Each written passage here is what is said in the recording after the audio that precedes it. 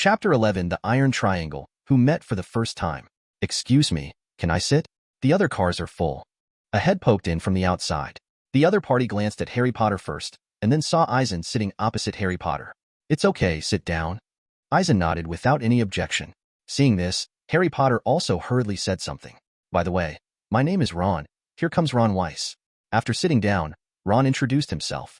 My name is Harry Potter. Although Harry Potter is not in the wizarding world, there are already legends about him in the wizarding world. So, when he knew that the person in front of him was Harry Potter, Ron immediately showed a look of shock. So, you really have that scar? It seemed that he was afraid of offending the other party, but Ron couldn't help it, so he asked. Yes. Apparently, Harry Potter still didn't know what this scar meant in the wizarding world, so he didn't care at all, and showed a lightning scar on his forehead openly.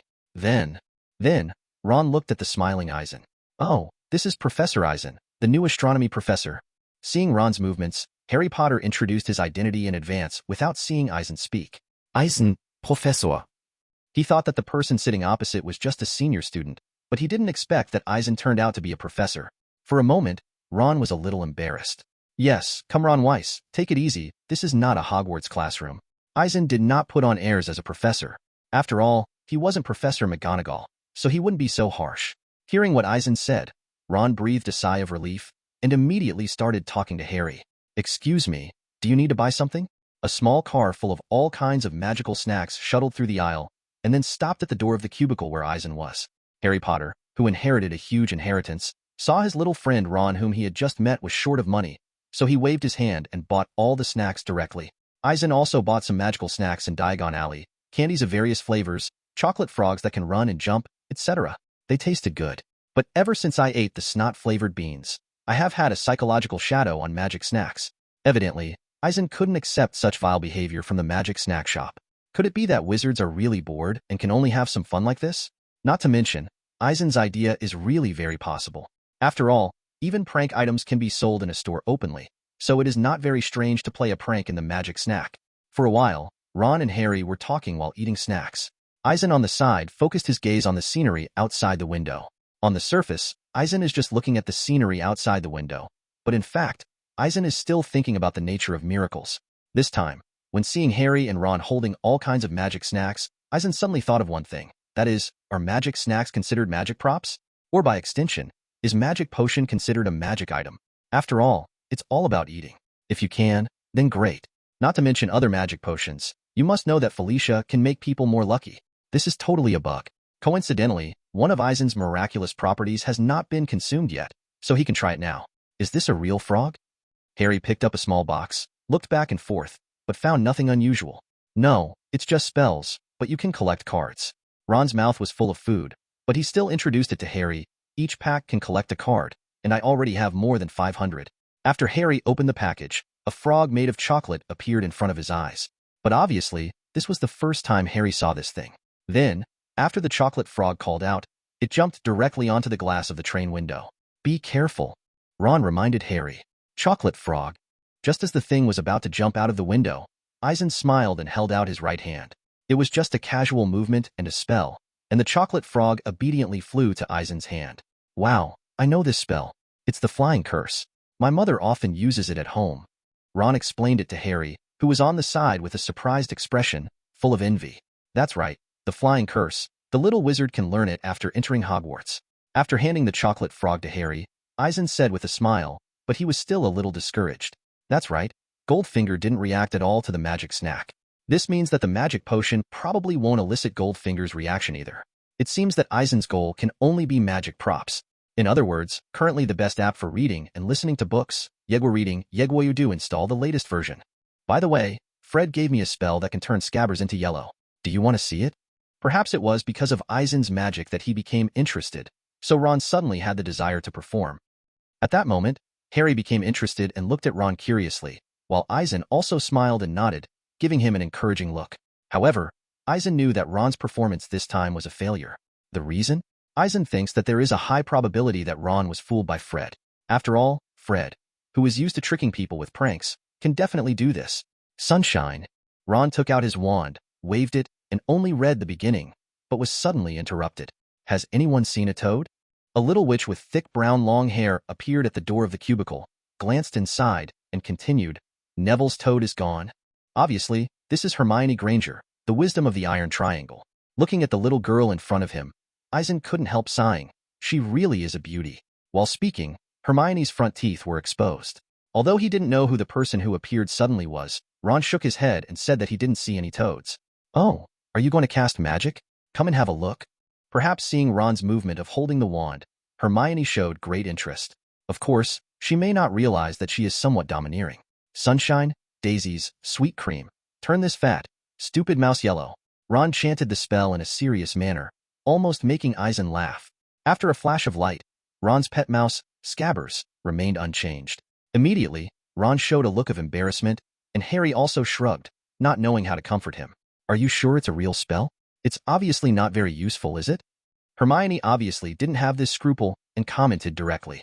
I've also tried a few simple spells, but they've been very successful every time. Saying this, Hermione sat down directly across from the two, next to Eisen. Maybe she wasn't malicious herself, but the tone of her speech was really speechless. It's no wonder that in the original book, the little wizards hated Hermione very much at first. For example, Oculus Reparo, Hermione, holding a wand, cast a spell over Harry's glasses. Apparently, this spell is a simple variant of Reparo. As Hermione's voice fell, Harry's glasses suddenly became in good condition, as if they were newly purchased. K.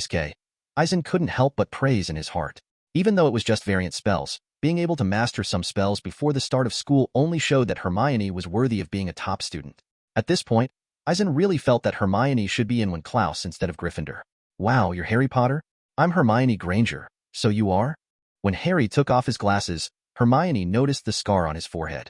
Hermione, with a surprised face, first introduced herself, and then looked at Ron beside him.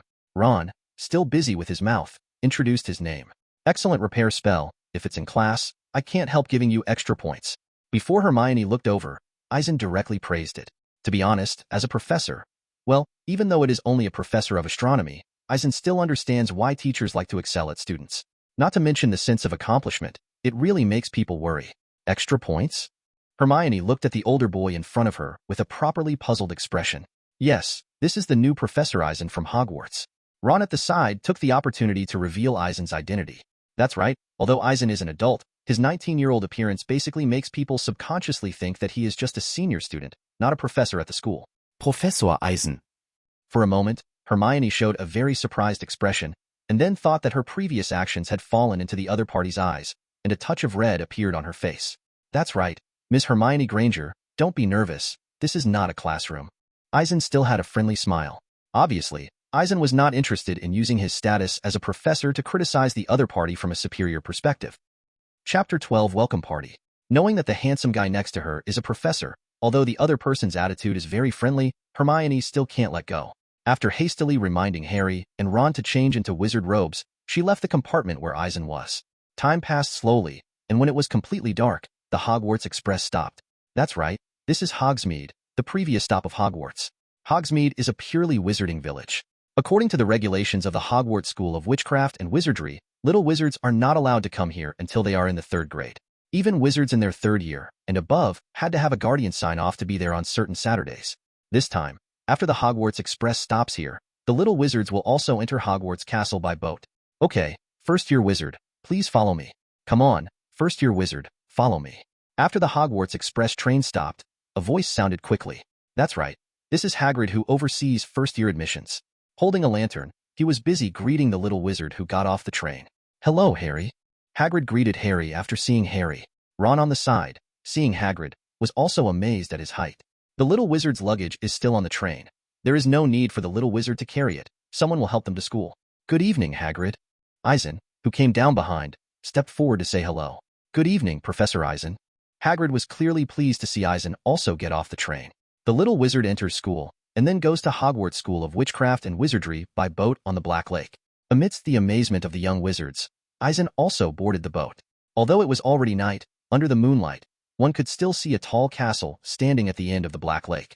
The castle is majestic, the minarets stand tall, and every window reflects luster. Not only does it not have a gorgeous feeling, but it makes people feel more mysterious. The boat carried the little wizards forward slowly, and after passing through a dark tunnel, they finally came to a pier. After crossing a flat grass, Eisen and the little wizards came to the gate of Hogwarts Castle. After climbing up the steps, a tall, long-haired witch stood in front of her. Seeing her in emerald green robes and serious look, she is obviously the vice principal of Hogwarts, Professor McGonagall. Welcome to Hogwarts. After you enter this door, you will gather with other students. Looking at the little wizard who stopped, Professor McGonagall began to speak. But before you can take your seats, you must assign houses. Gryffindor, Hufflepuff, Ravenclaw, and Slytherin, respectively. If you perform well, points will be added to the academy, and if you make mistakes, students will lose points. At the end of the school year, the college with the highest score will win the College Cup. After speaking, Professor McGonagall was about to turn around and enter the restaurant. Good evening, Professor McGonagall. I hope I'm not late. Eisen, who was at the back of the crowd, took the opportunity to walk up to McGonagall to say hello. Good evening, Professor Eisen. I thought you would be late for the dinner. Looking at Eisen, who appeared in front of him, Professor McGonagall nodded, but his expression remained unchanged. Just to experience the Hogwarts Express, but I have to say, the scenery along the way is very beautiful. Eisen shrugged his shoulders. After entering the auditorium, the scene in front of him suddenly changed. In the magnificent hall, hundreds of young wizards sat on both sides of 4 long tables. The ceiling above the head is extremely high, but it is enchanted, and it looks as if the starry sky is right in front of you. Strangely, although there are only candles in the entire hall to provide light, it does not appear dim. Under the watchful eyes of hundreds of young wizards, Eisen walked towards the professor's seat on his own. He was then placed next to Hagrid by Professor Dumbledore. That's the new professor. Too young. Eisen, who appeared in front of everyone, caused quite a stir because of his age.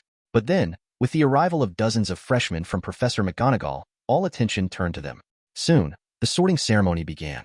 Under the roll call of Professor McGonagall, little wizards sat on chairs one by one, and then were covered with black shiny hats, and were assigned to colleges one by one.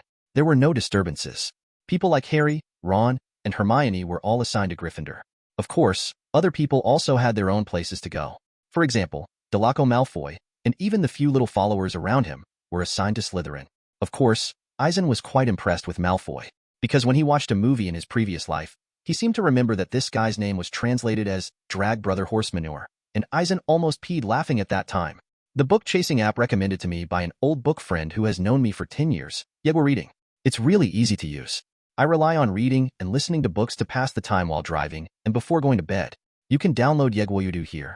However, when he saw the sorting hat, Eisen's expression became serious again, because he suddenly thought of a question, that is the sorting hat a magic item or a magical creature? It is said that it is a pure magic tool, but it obviously has thoughts. Let's say it has thoughts, but it is only a magical method used by the 4 founders of Hogwarts to give birth to thoughts, and this kind of thoughts is actually it just represents the thoughts of the 4 founders on how to choose the little wizards for admission. So, is Goldfinger useful for the sorting hat?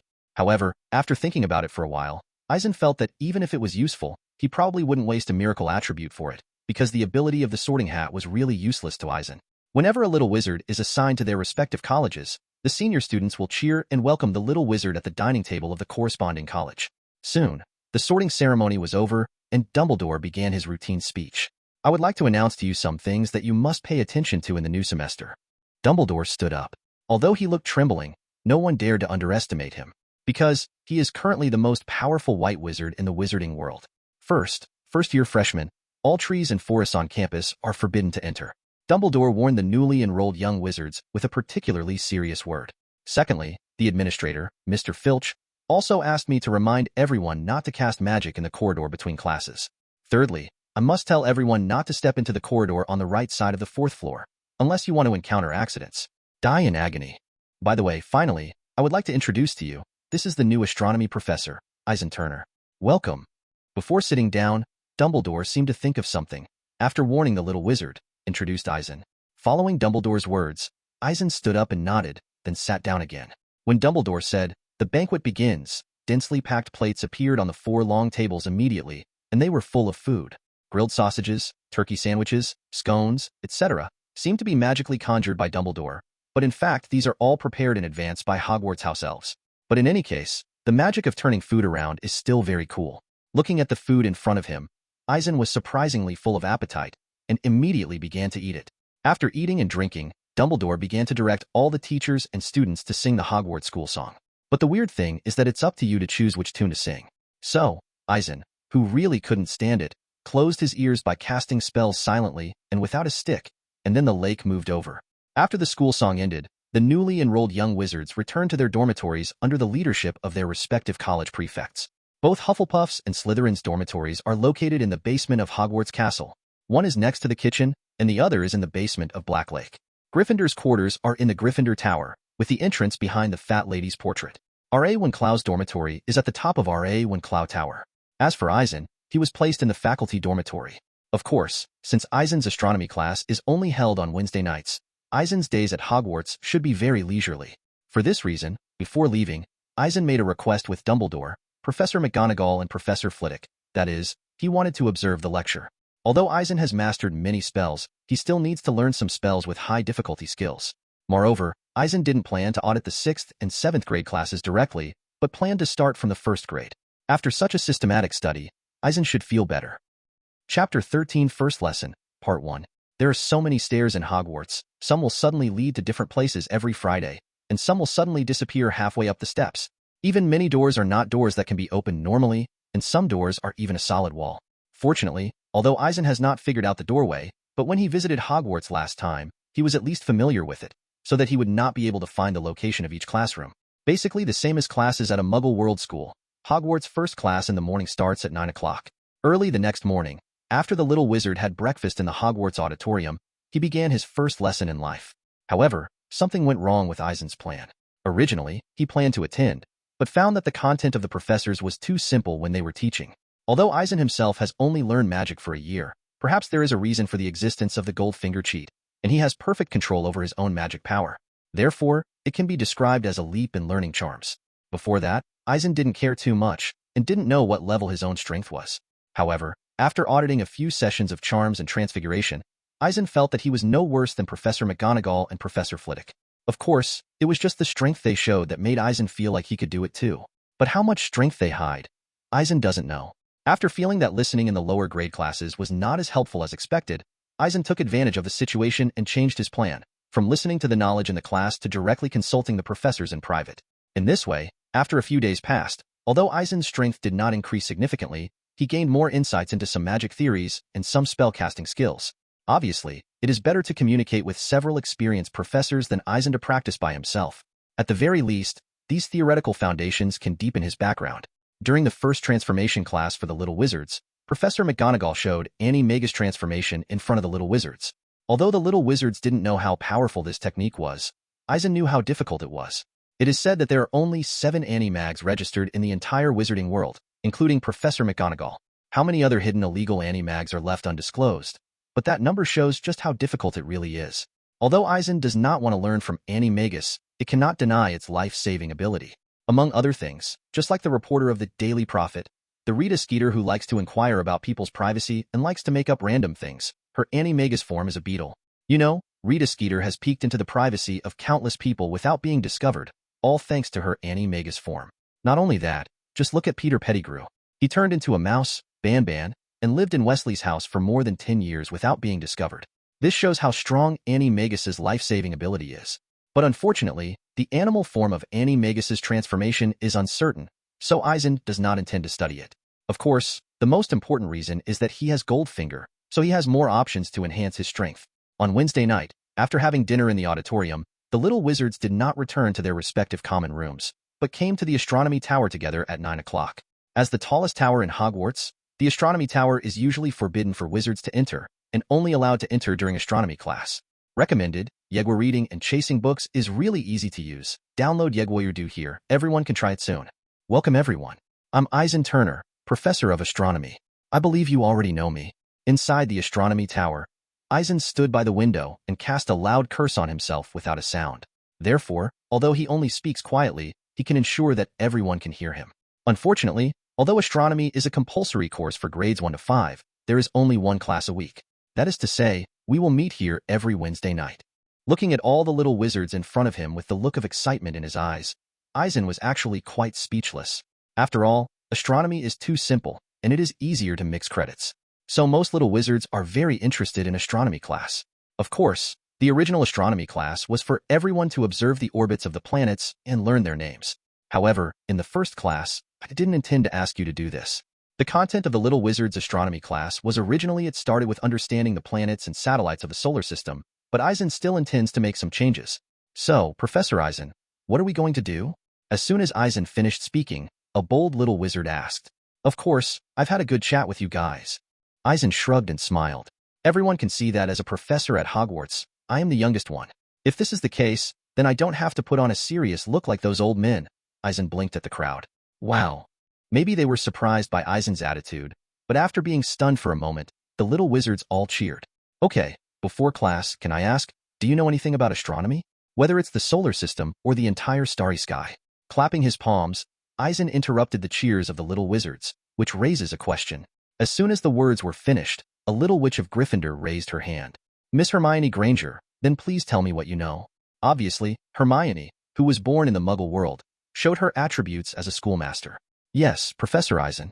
I know that the solar system is a galaxy composed of 1 star and 9 planets, namely the Sun, Mercury, Venus, Earth, Mars, Jupiter, Saturn, Uranus, Neptune, and Pluto. In front of everyone, eloquence is Hermione's forte, so when she answered Eisen's question, she didn't feel nervous at all. That's right then. I'll add 2 points to Gryffindor. It's no wonder that a top student is a baby bump in the eyes of the teacher. With such a student, at least in Eisen's opinion, it is much easier to activate the classroom atmosphere.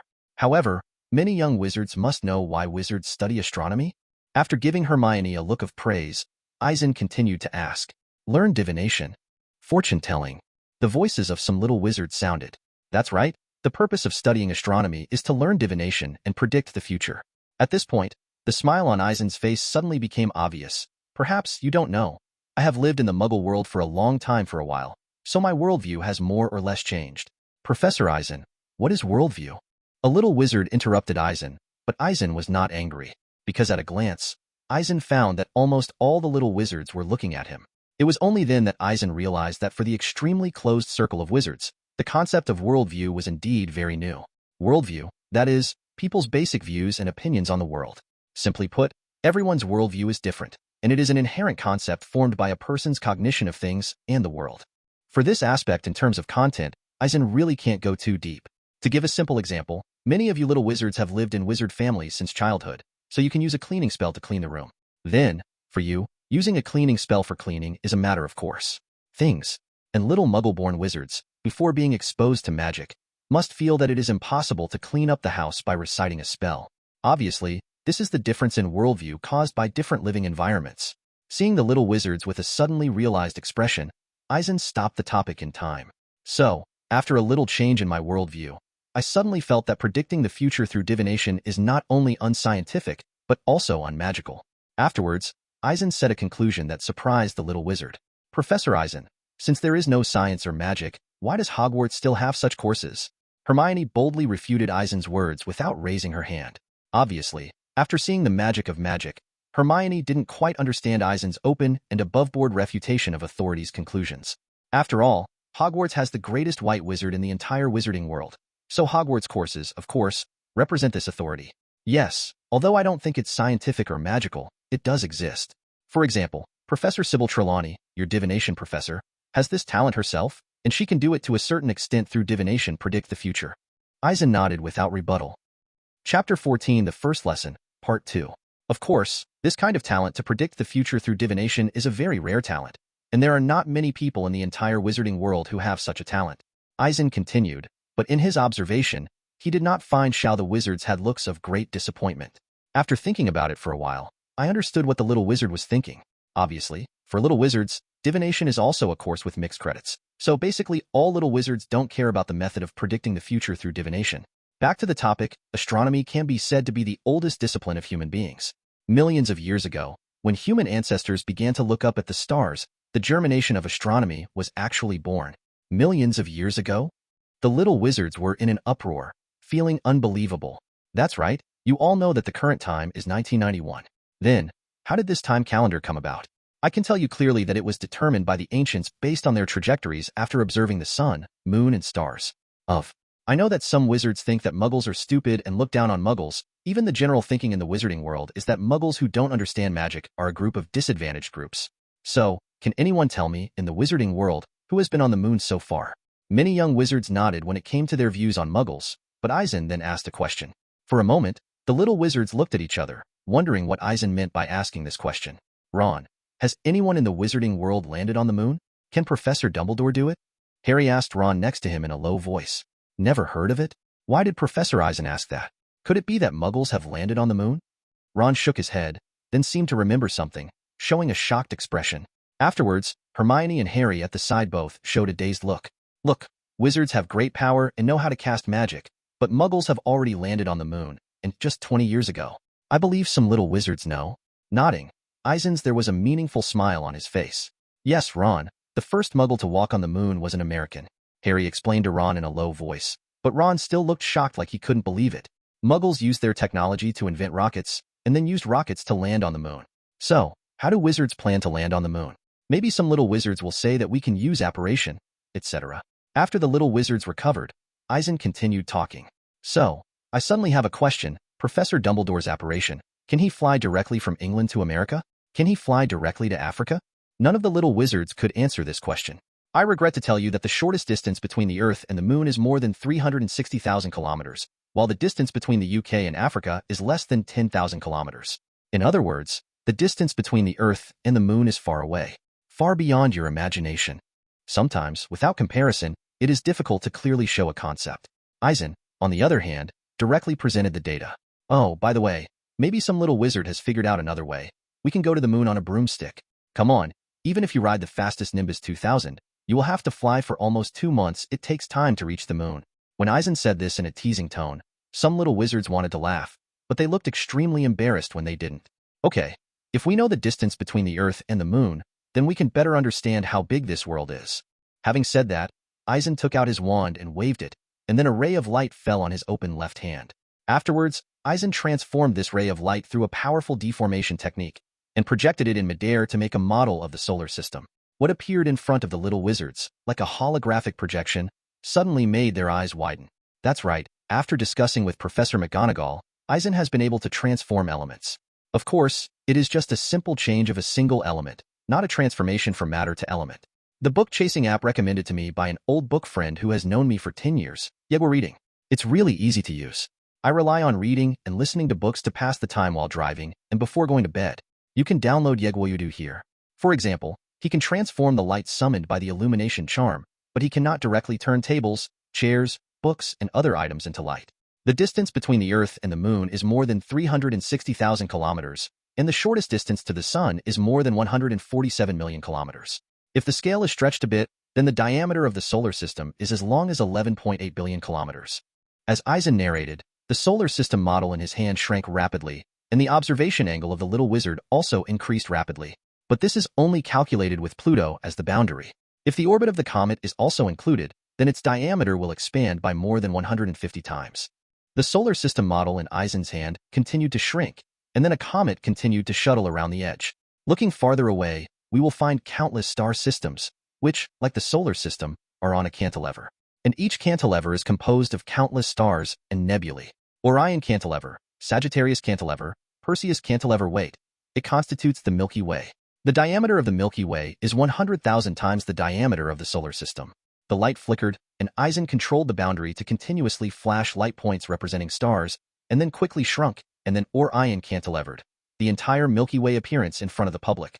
Of course, the local group of galaxies and the Virgo cluster are even bigger, but you only need to understand this concept a little bit. Then, Eisen dispersed the astrological model in his hand. It's just that, at this time, everyone's faces were shocked. Even Hermione and others who were born in Muggles had the same expression. Wow, that's cool. Is Professor Eisen telling the truth?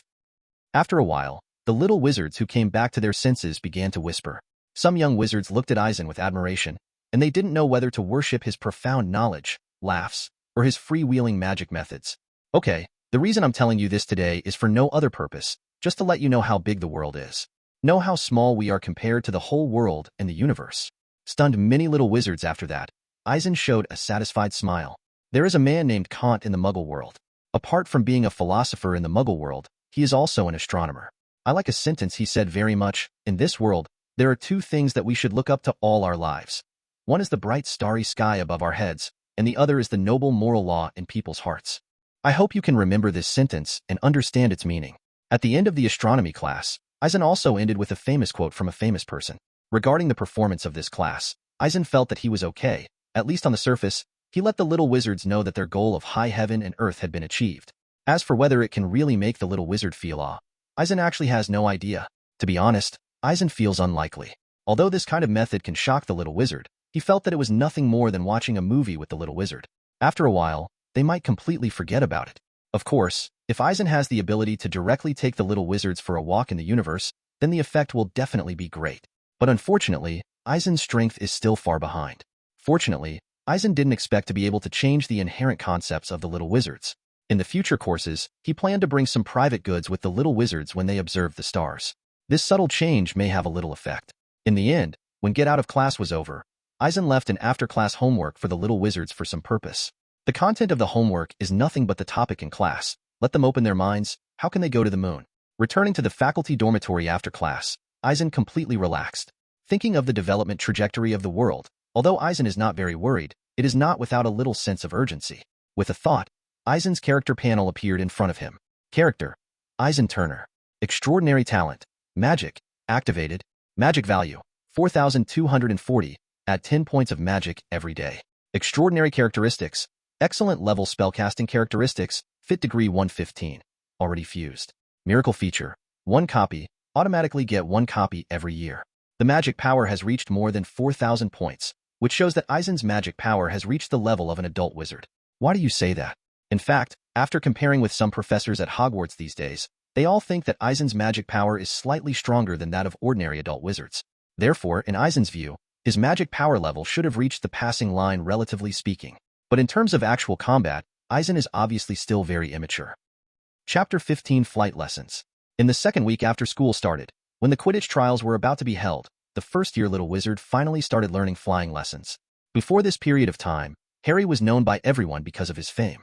The plot unfolded as Eisen expected. For some reason, Snape couldn't understand Harry everywhere and took the opportunity to deduct points. Professor Snape's behavior directly made him the most hateful professor in the eyes of the Iron Triangle.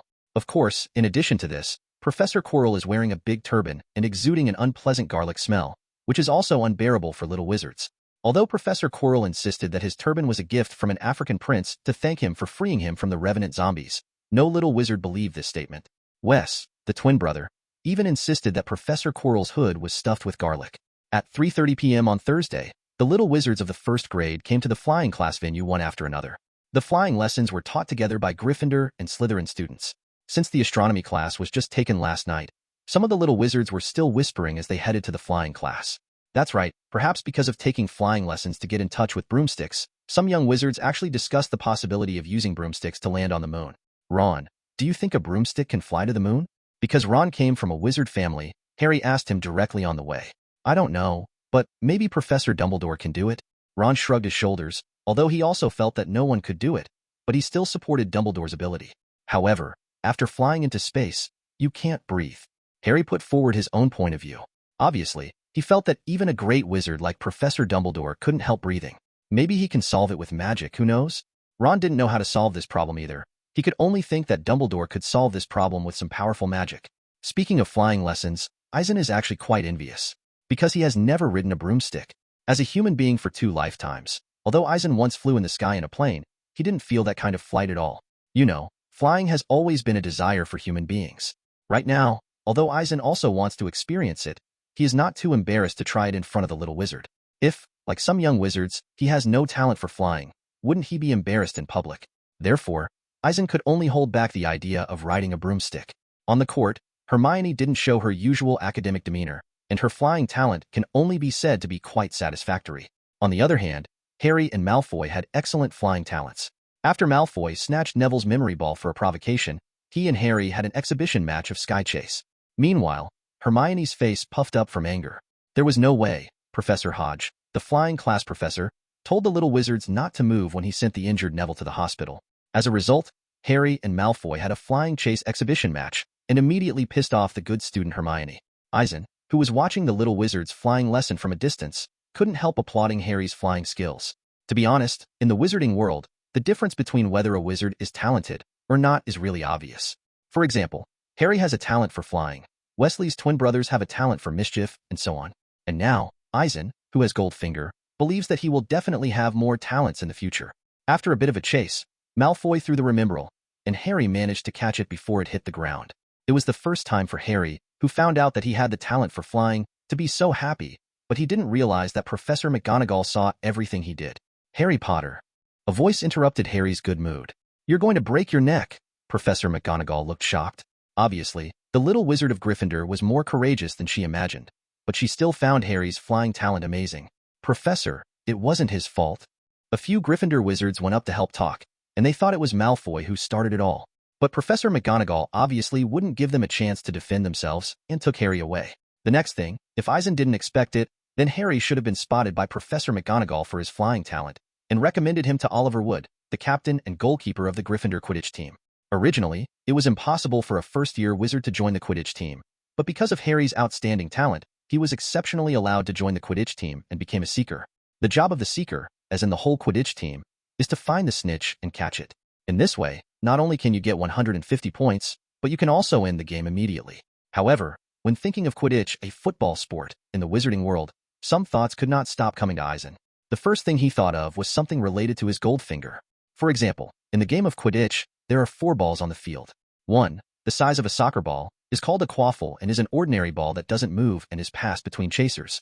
In addition to the quaffle, there are 2 smaller iron balls called bludgers. The bludger is awesome. It flies all over the court, is very aggressive, and can knock a wizard off his broom. And the smallest ball is the snitch.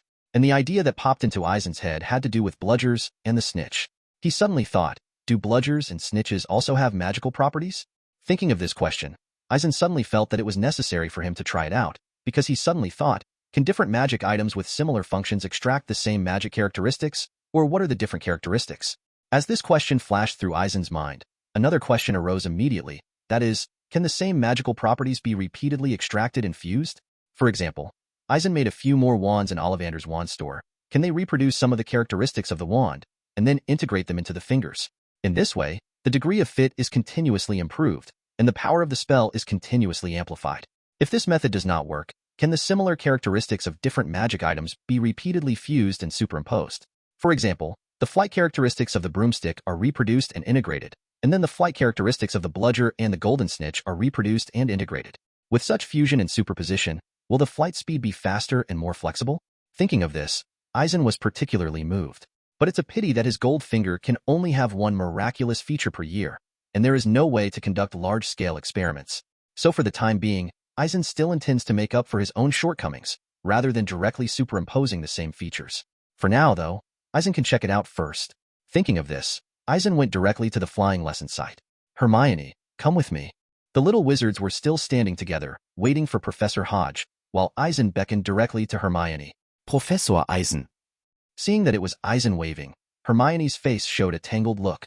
He should be struggling whether to listen to Professor Hodge's words and stand still and wait, or listen to Eisen's words and follow up. However, after only struggling for a moment, Hermione still came to Eisen. How do you feel about flying lessons? Eisen intends to use this topic as an entry point. It's not good, Professor. I found that my flying talent is not as good as Harry's. Whether it's charms, potions, or transfiguration, she has always been a top student. And when she finds that Harry's flying talent is better than hers, after being strong, I was still a little unconvinced. The book-chasing app recommended to me by an old book friend who has known me for 10 years, yet we're reading. It's really easy to use. I rely on reading and listening to books to pass the time while driving and before going to bed. You can download Yegwoyudu here. Haha, there is no way. Harry has perfectly inherited his father's flying talent. Eisen still understood the little girl's thoughts. After all, if a top student suddenly finds out that the scumbags around him far surpass him in a certain aspect, that kind of sudden blow will surprise the top student. Still, Eisen explained. So, what's the matter with Professor Eisen? Maybe the timing was wrong. Hermione didn't ask further, but asked about Eisen's purpose. Oh, by the way, can I have a look at your wand? Eisen felt a little hot on his face after saying his purpose. After all, a wand is an extremely important personal item for any wizard. Thank you. Luckily, Hermione, a Muggleborn, wasn't sensitive about that. Of course, it may also be because Eisen is a Hogwarts professor. Although puzzled, Hermione took out her wand from inside her wizard robe and handed it to Eisen. Is it possible to consume a miraculous feature to reenact the discovery of the extraordinary feature excellent level spellcasting feature? Sure enough, seeing the window that suddenly appeared in front of him, Eisen knew that the miraculous characteristics on him could replicate the spellcasting characteristics on different wands.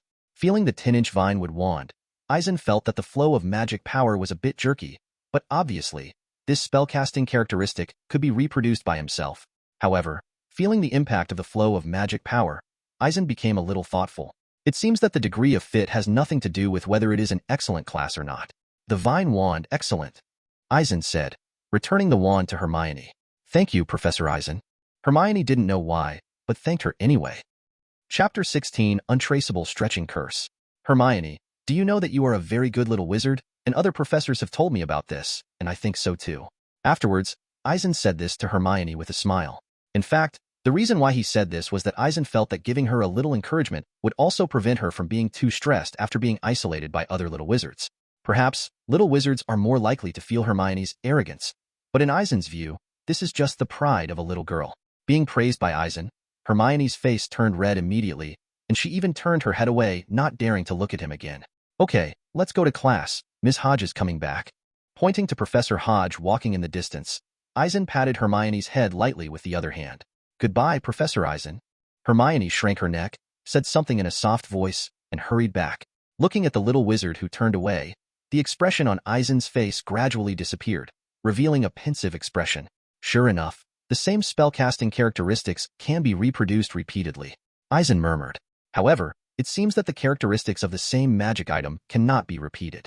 For example, his own wand is still on his body now, but after the miraculous feature is restored, there is no prompt to find the spellcasting feature. In other words, no matter what characteristics a magic item has, it can only be reproduced once. However, Eisen still has no way to verify how far the same features can continue to be integrated.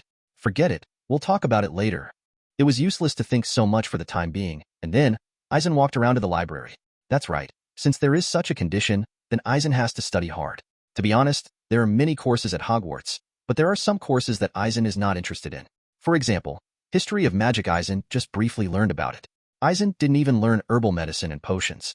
In other words, currently the best app for reading and listening to books, Yegwa Reading, Yegwa do install the latest version. As for the Defense Against the Dark Arts class, since there are a lot of content on how to use potions to resist some black magic effects, Eisen studied a little bit. There is no way, because currently Eisen's energy is all focused on the two aspects of enchantment and transformation. Therefore, although his current strength is strong enough, as a qualified wizard, he is still far behind. After arriving at the library on the second floor of Hogwarts Castle, Eisen couldn't help but marvel. No way, there are thousands of bookshelves and hundreds of passages in the library. One passage after another extends inside, and it is even more difficult to determine how many books there are in total. You must know that at the beginning of the establishment of Hogwarts, the Big Four left behind many precious books. In addition, for thousands of years, Hogwarts has updated the library through regular purchases and donations from graduates. So far, the collection in the library has reached a very amazing level. It can be said that the place with the most books in the wizarding world is the Hogwarts Library. The library on Thursday seemed extraordinarily quiet. There was no way, the students were all in class, so only the administrator, Ms. Pants, and a few senior students stayed here. In fact, this is perfectly normal, because there are always some students who will come to borrow books in order to complete their homework, especially the senior students. In order to prepare for the exam, they may come more frequently. After greeting Ms. Pants at the entrance registration desk, Eisen walked into the library on his own. The restricted section, the original place where Harry and Hermione used to hang out, Eisen knew that there were many dangerous dark arts books in it. Among them, the most famous book is Secrets of Cutting-Edge Black Magic. The famous Voldemort found the method of making Horcruxes when he was still in school. Now, the book was taken back to his room by Dumbledore. All the books that mentioned Horcrux information were transferred by him. In addition, Hermione once borrowed a copy of Power Potion in the restricted section, which made the Polyjuice Potion. Clearly, though, none of these are Eisen's current goals.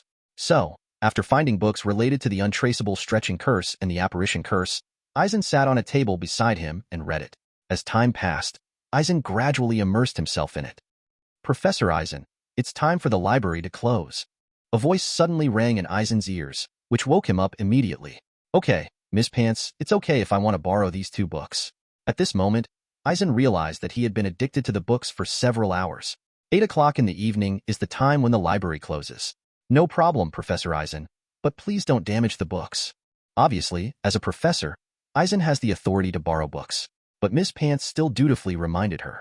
Of course, I am also a person who cherishes books very much. Eisen is not idle, and of course he will not damage books on purpose. After returning to the faculty dormitory, Eisen began to study the Traceless Stretching spell and the Apparition spell again. After in-depth reading, Eisen has a clear understanding of the casting skills and difficulties of the Untraceable Stretching Curse and the Apparition Curse. Leaving aside the Apparition spell, Eisen knew that 3 principles should be followed when reciting this spell. Namely, purpose, determination, and equanimity. The first step is to focus your consciousness on the destination you want to achieve. The second step is to make up your mind, strengthen your will, and let the idea of reaching your destination fill your body. Then there is the third step, to cast the magic calmly. It's just that knowing is knowing, but the apparition spell is indeed dangerous, and there may be a split body during the process of casting the spell. In other words, part of the body teleported over, but part of the body remained in place. If the professor is not watching, the situation is life-threatening. So, even though Eisen felt that he could cast this spell, he still didn't dare to practice alone. He planned to ask Professor Flitwick when he was free, and then practice with his help. As for the untraceable stretching curse, Eisen felt that he could try it right now. After taking out the suitcase, Eisen took out his wand and planned to cast the untraceable stretching charm. However, before chanting the spell, Eisen suddenly thought of a question. Will the suitcase explode after the spell fails? Although Eisen didn't have this problem when he tried other spells before. But the untraceable stretching curse still involves space, so Eisen had to be careful about this issue. After thinking for a moment, Eisen pointed at the suitcase with his wand, turning it into a sparrow, and let it fall on his shoulder. Afterwards, Eisen walked out of the dormitory, planning to go to the 8th floor.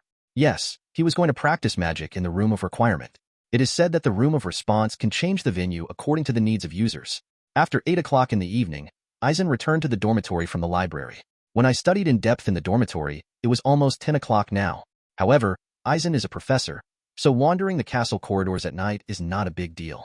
When he came to a tapestry on the 8th floor with a troll club hitting Barnabas stupidly, Eisen knew that he had arrived at his destination. After walking up and down the corridor 3 times, concentrating on muttering, "I need a place to practice magic," a door appeared in the wall. After entering, a spacious area appeared in front of Eisen. In the corner of the area, there are several dolls standing, which seem to be used for people to practice magic. However, Eisen didn't care about other things, but let the sparrow on his shoulder fly to the ground and turn back into the suitcase again. Then, the practice of the traceless stretching mantra began. Boom! The suitcase exploded in front of Eisen, but Eisen reacted quickly enough to put the iron armor charm on himself before it exploded, so he didn't take any damage. Restored as before. After a restoration spell, the suitcase became complete again. Boom! The suitcase continued to explode, then was repaired by Eisen, continued to explode, and then was repaired. In the practice of repeated failures, time slowly passed. By the time Eisen successfully cast the untraceable stretching curse for the first time, more than an hour had passed. Next, after another 10 minutes of uninterrupted practice of casting spells, Eisen finally mastered the spell. At this time, the interior space of Eisen's suitcase has been stretched to the size of a room. In fact, the main reason why Eisen was able to master this spell so quickly was because he could perfectly master the magic power in his body, and the magic power in his body was strong enough. Of course, Eisen is still far from being able to cast the untraceable stretching charm at will. For example, the magical zoologist, Newt Scamander's magic suitcase. The space inside is like a small world. This level of traceless stretching spell is the goal of Eisen in the future. Chapter 17. The Midnight Duel by the Pigeons. After experimenting, Eisen found that the suitcase that has been cast with the traceless stretching spell cannot expand the space through the traceless stretching spell again.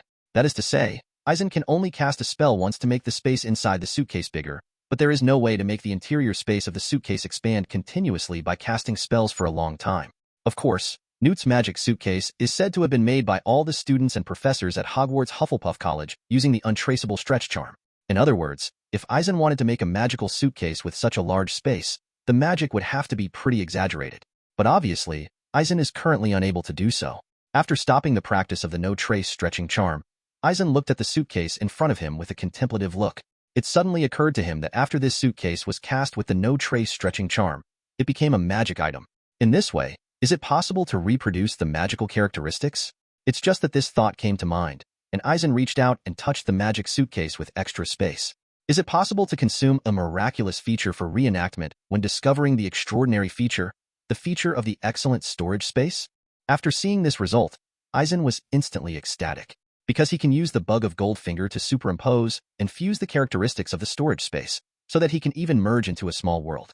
But in a second, he realized that he had too few miraculous characteristics and immediately became discouraged. Because even if he does not integrate other characteristics, if he specifically integrates the characteristics of the storage space, to integrate a small world, at least hundreds or even thousands of points of the characteristics of the storage space will be needed. But he only has one miraculous trait in a year, which is very speechless. Therefore, Eisen's goal may have to run aground.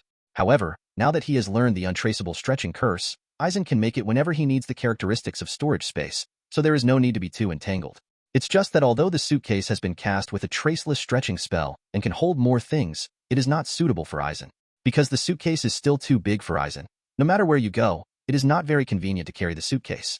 Then, Eisen thought of Hermione's beaded pouch in the original book, and he suddenly felt that this kind of pouch is very convenient to carry. Or, simply order a hollow metal ring in the Muggle world, and then cast a traceless stretching spell on the hollow part to turn it into a storage ring? It was already 11:30 in the evening when I came out of the response room. Even though, to Eisen, night travel was not a big deal, he cast a disillusionment spell on himself. When Eisen passed by the prize showroom on the 4th floor, he suddenly heard a sound. He's late. Maybe he's afraid to come.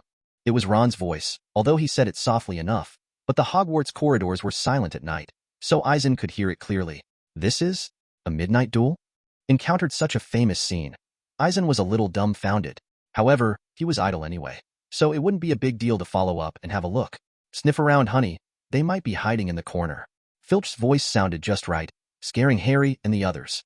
It was obvious that Filch was directing his cat to find out where Harry and the others were by scent. Harry, Ron, Hermione, the three hurriedly ran towards the door away from Filch, and after passing through corridors, they came out from near the Charms classroom.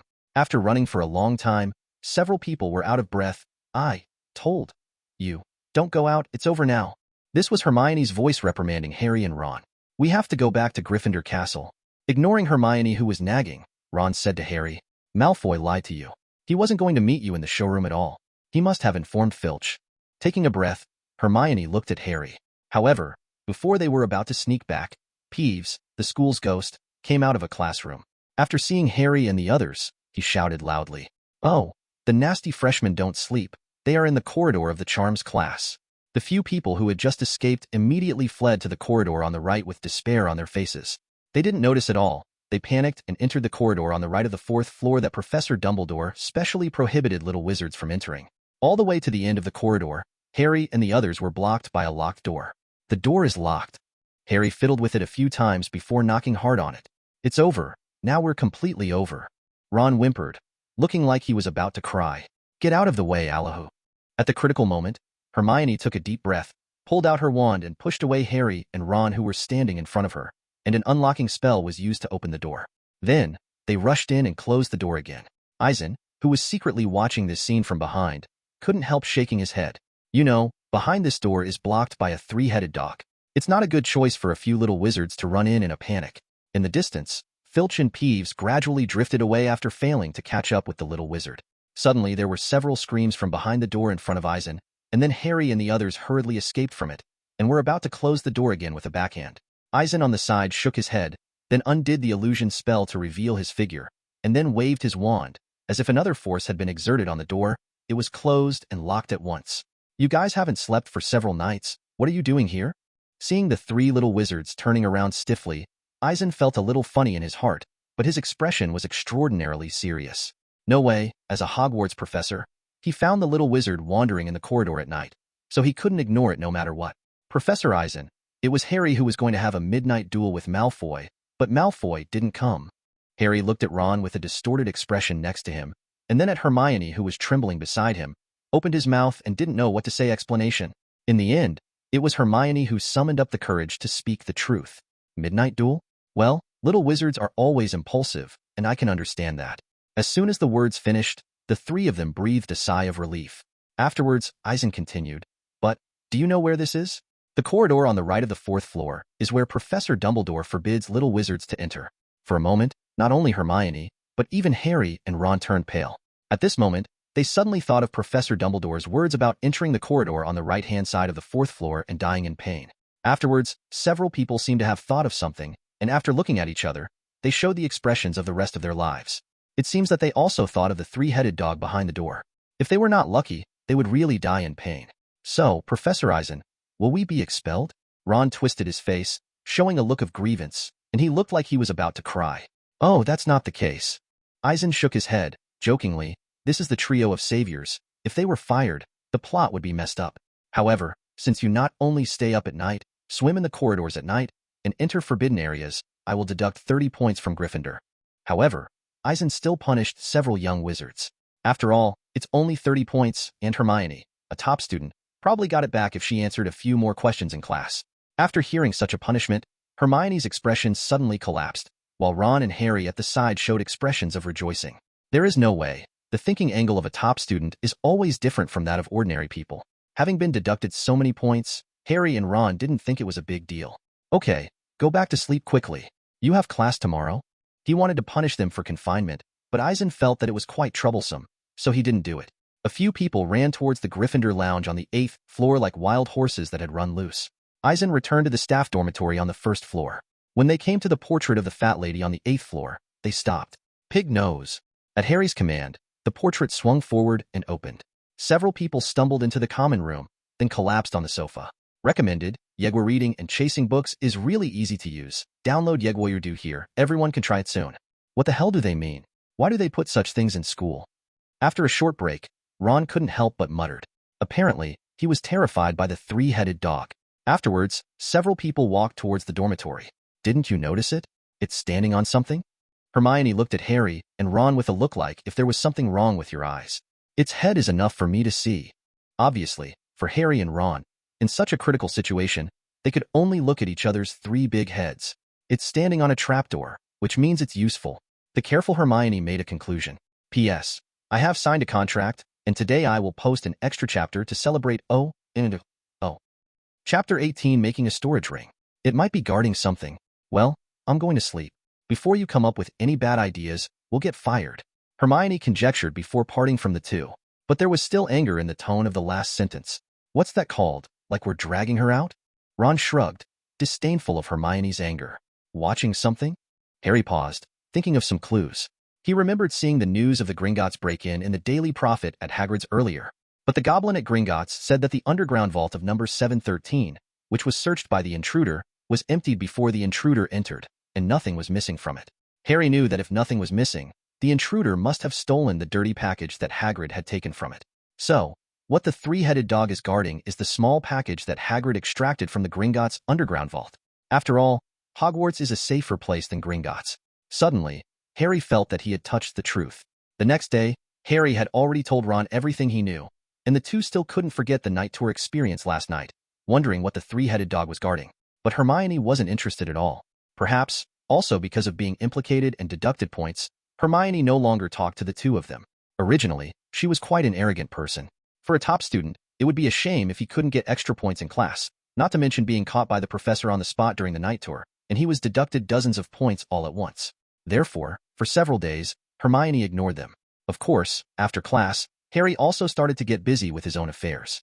That's right, he was going to start Quidditch training with the help of Oliver Wood. The rules of Quidditch are relatively simple.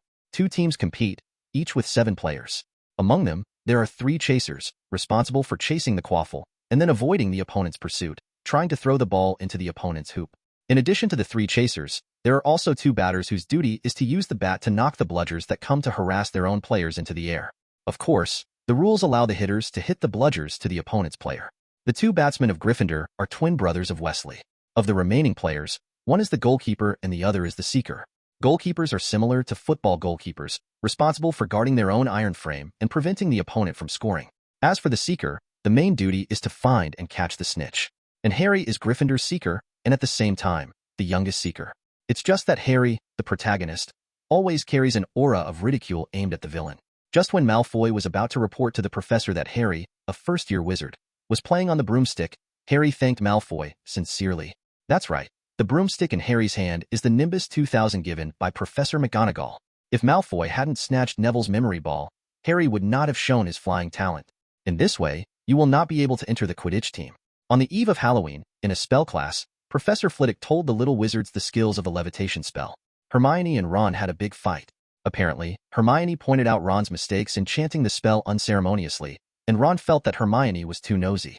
Therefore, conflicts inevitably erupted. Of course, none of this has anything to do with Eisen. After mastering the untraceable stretching charm, Eisen planned to implement his plan to make a storage ring.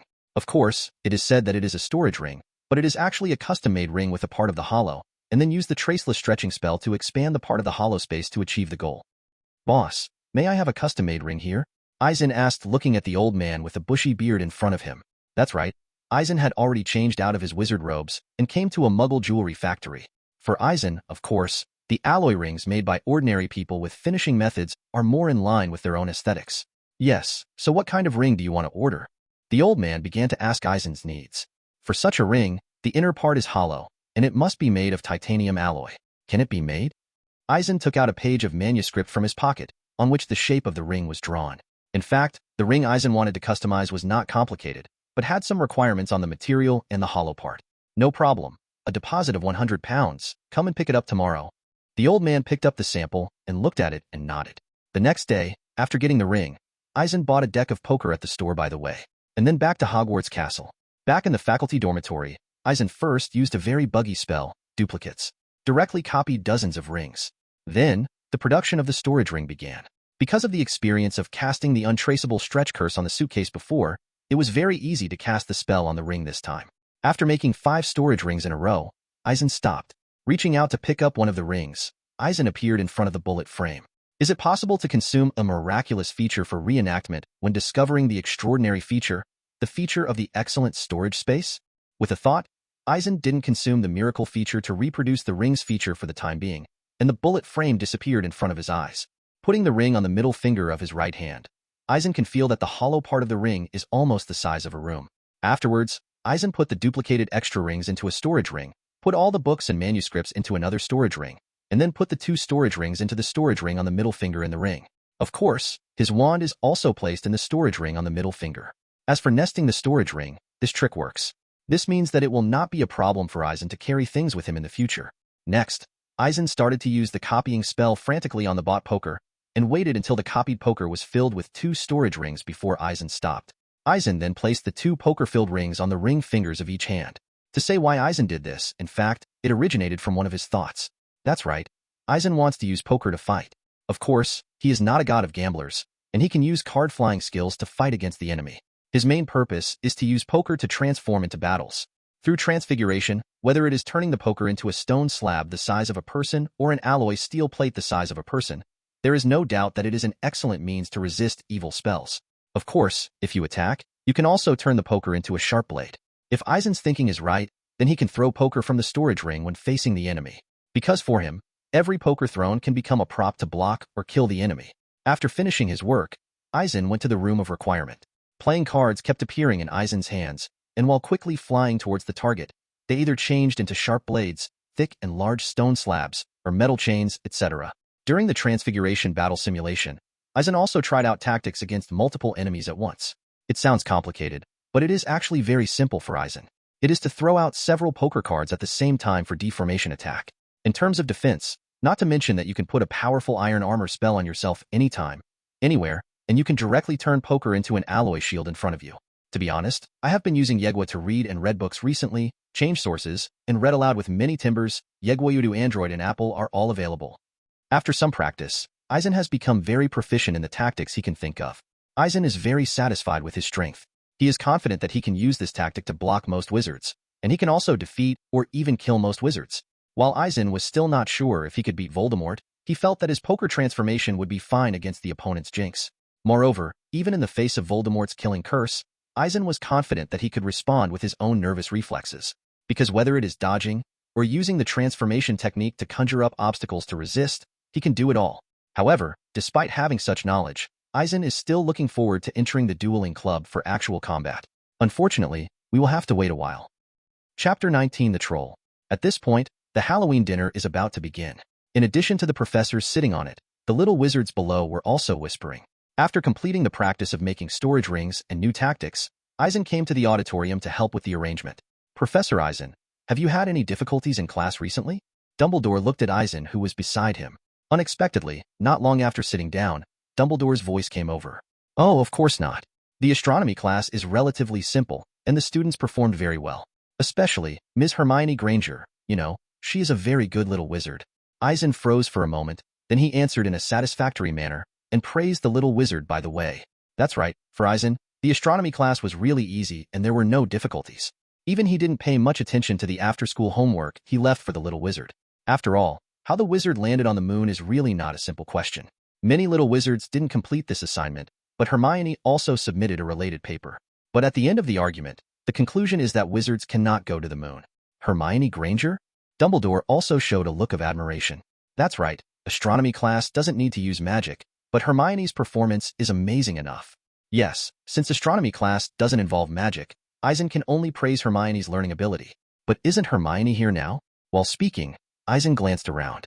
They saw that Harry and Ron were eating and drinking, and even Neville, Moxie, and other little wizards were there, but they didn't find out where Hermione went. Could it be secretly crying in the toilet? The thought popped into Eisen's mind. Yes, he was busy with his own affairs, but he forgot that Audio-Technica was having trouble.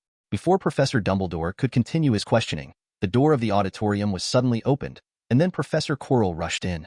He ran quickly to Dumbledore, leaned crookedly on the table, and then gasped and shouted, "The troll in the basement, I think I should inform you." Afterwards, Professor Quirrell tilted his head and fell to the ground, unconscious. The little wizards sitting below were silent for a while, and then they all screamed as if they had turned on a switch. As the little wizards stood up and ran in a panic, the scene became chaotic. Quiet. Seeing this, Dumbledore didn't even bother to talk to Eisen, and stood up directly to set himself a loud voice, and then yelled loudly. When Dumbledore's voice fell, the little wizards were instantly stunned. The scene became quiet again, and the little wizards also stood where they were, not daring to move. Please don't panic. Now, the prefects of all grades take the students of their own colleges back to the dormitory. The teachers follow me to the basement. Since something happened, the Halloween dinner can only end here. Under Dumbledore's arrangement, the students of each college walked towards the dormitory in an orderly manner under the leadership of the prefects. How did trolls get into Hogwarts? I don't know. The trolls must be incredibly stupid. Maybe they were let in by Peeves. Probably to spice up the Halloween dinner. Along the way, the little wizards were whispering. However, Eisen noticed that Snape quietly left beside him. He knew that Snape was planning to go to the closed room in the corridor on the right-hand side on the 4th floor to find out if it was Professor Quirrell's plan to lure the tiger away from the mountain, but he didn't expect to be bitten by the three-headed dog. Of course, since Eisen knew the development trajectory of the plot, he also did not follow Dumbledore and the others to the basement. Instead, on the way to the basement, he took the opportunity to mix with the crowd and walked towards the women's bathroom on the 2nd floor. That's right, Professor Quirrell told everyone that he saw the troll in the basement, but he didn't expect that the troll had already gone to the women's bathroom on the 2nd floor after such a short time. Before approaching the women's bathroom, Eisen heard exclamations and screams coming from inside. That was Hermione's scream and Harry's exclamation. "Run, Hermione." Harry's voice was full of anxiety. Not daring to neglect, Eisen's wand suddenly flashed out of the ring and he grabbed it in his palm, and then quickly walked towards the women's bathroom with the door wide open. Once inside, Eisen saw Hermione squatting under the sink in the corner, seeming to avoid the troll's pursuit, while Harry put his arms around the troll's neck and inserted his wand into the troll's nostril. At the critical moment, Eisen also ignored other things, for fear that the plot would not develop as in the original work and cause accidental casualties. So he immediately pointed with his wand to the wooden planks on the ground that were smashed by the troll.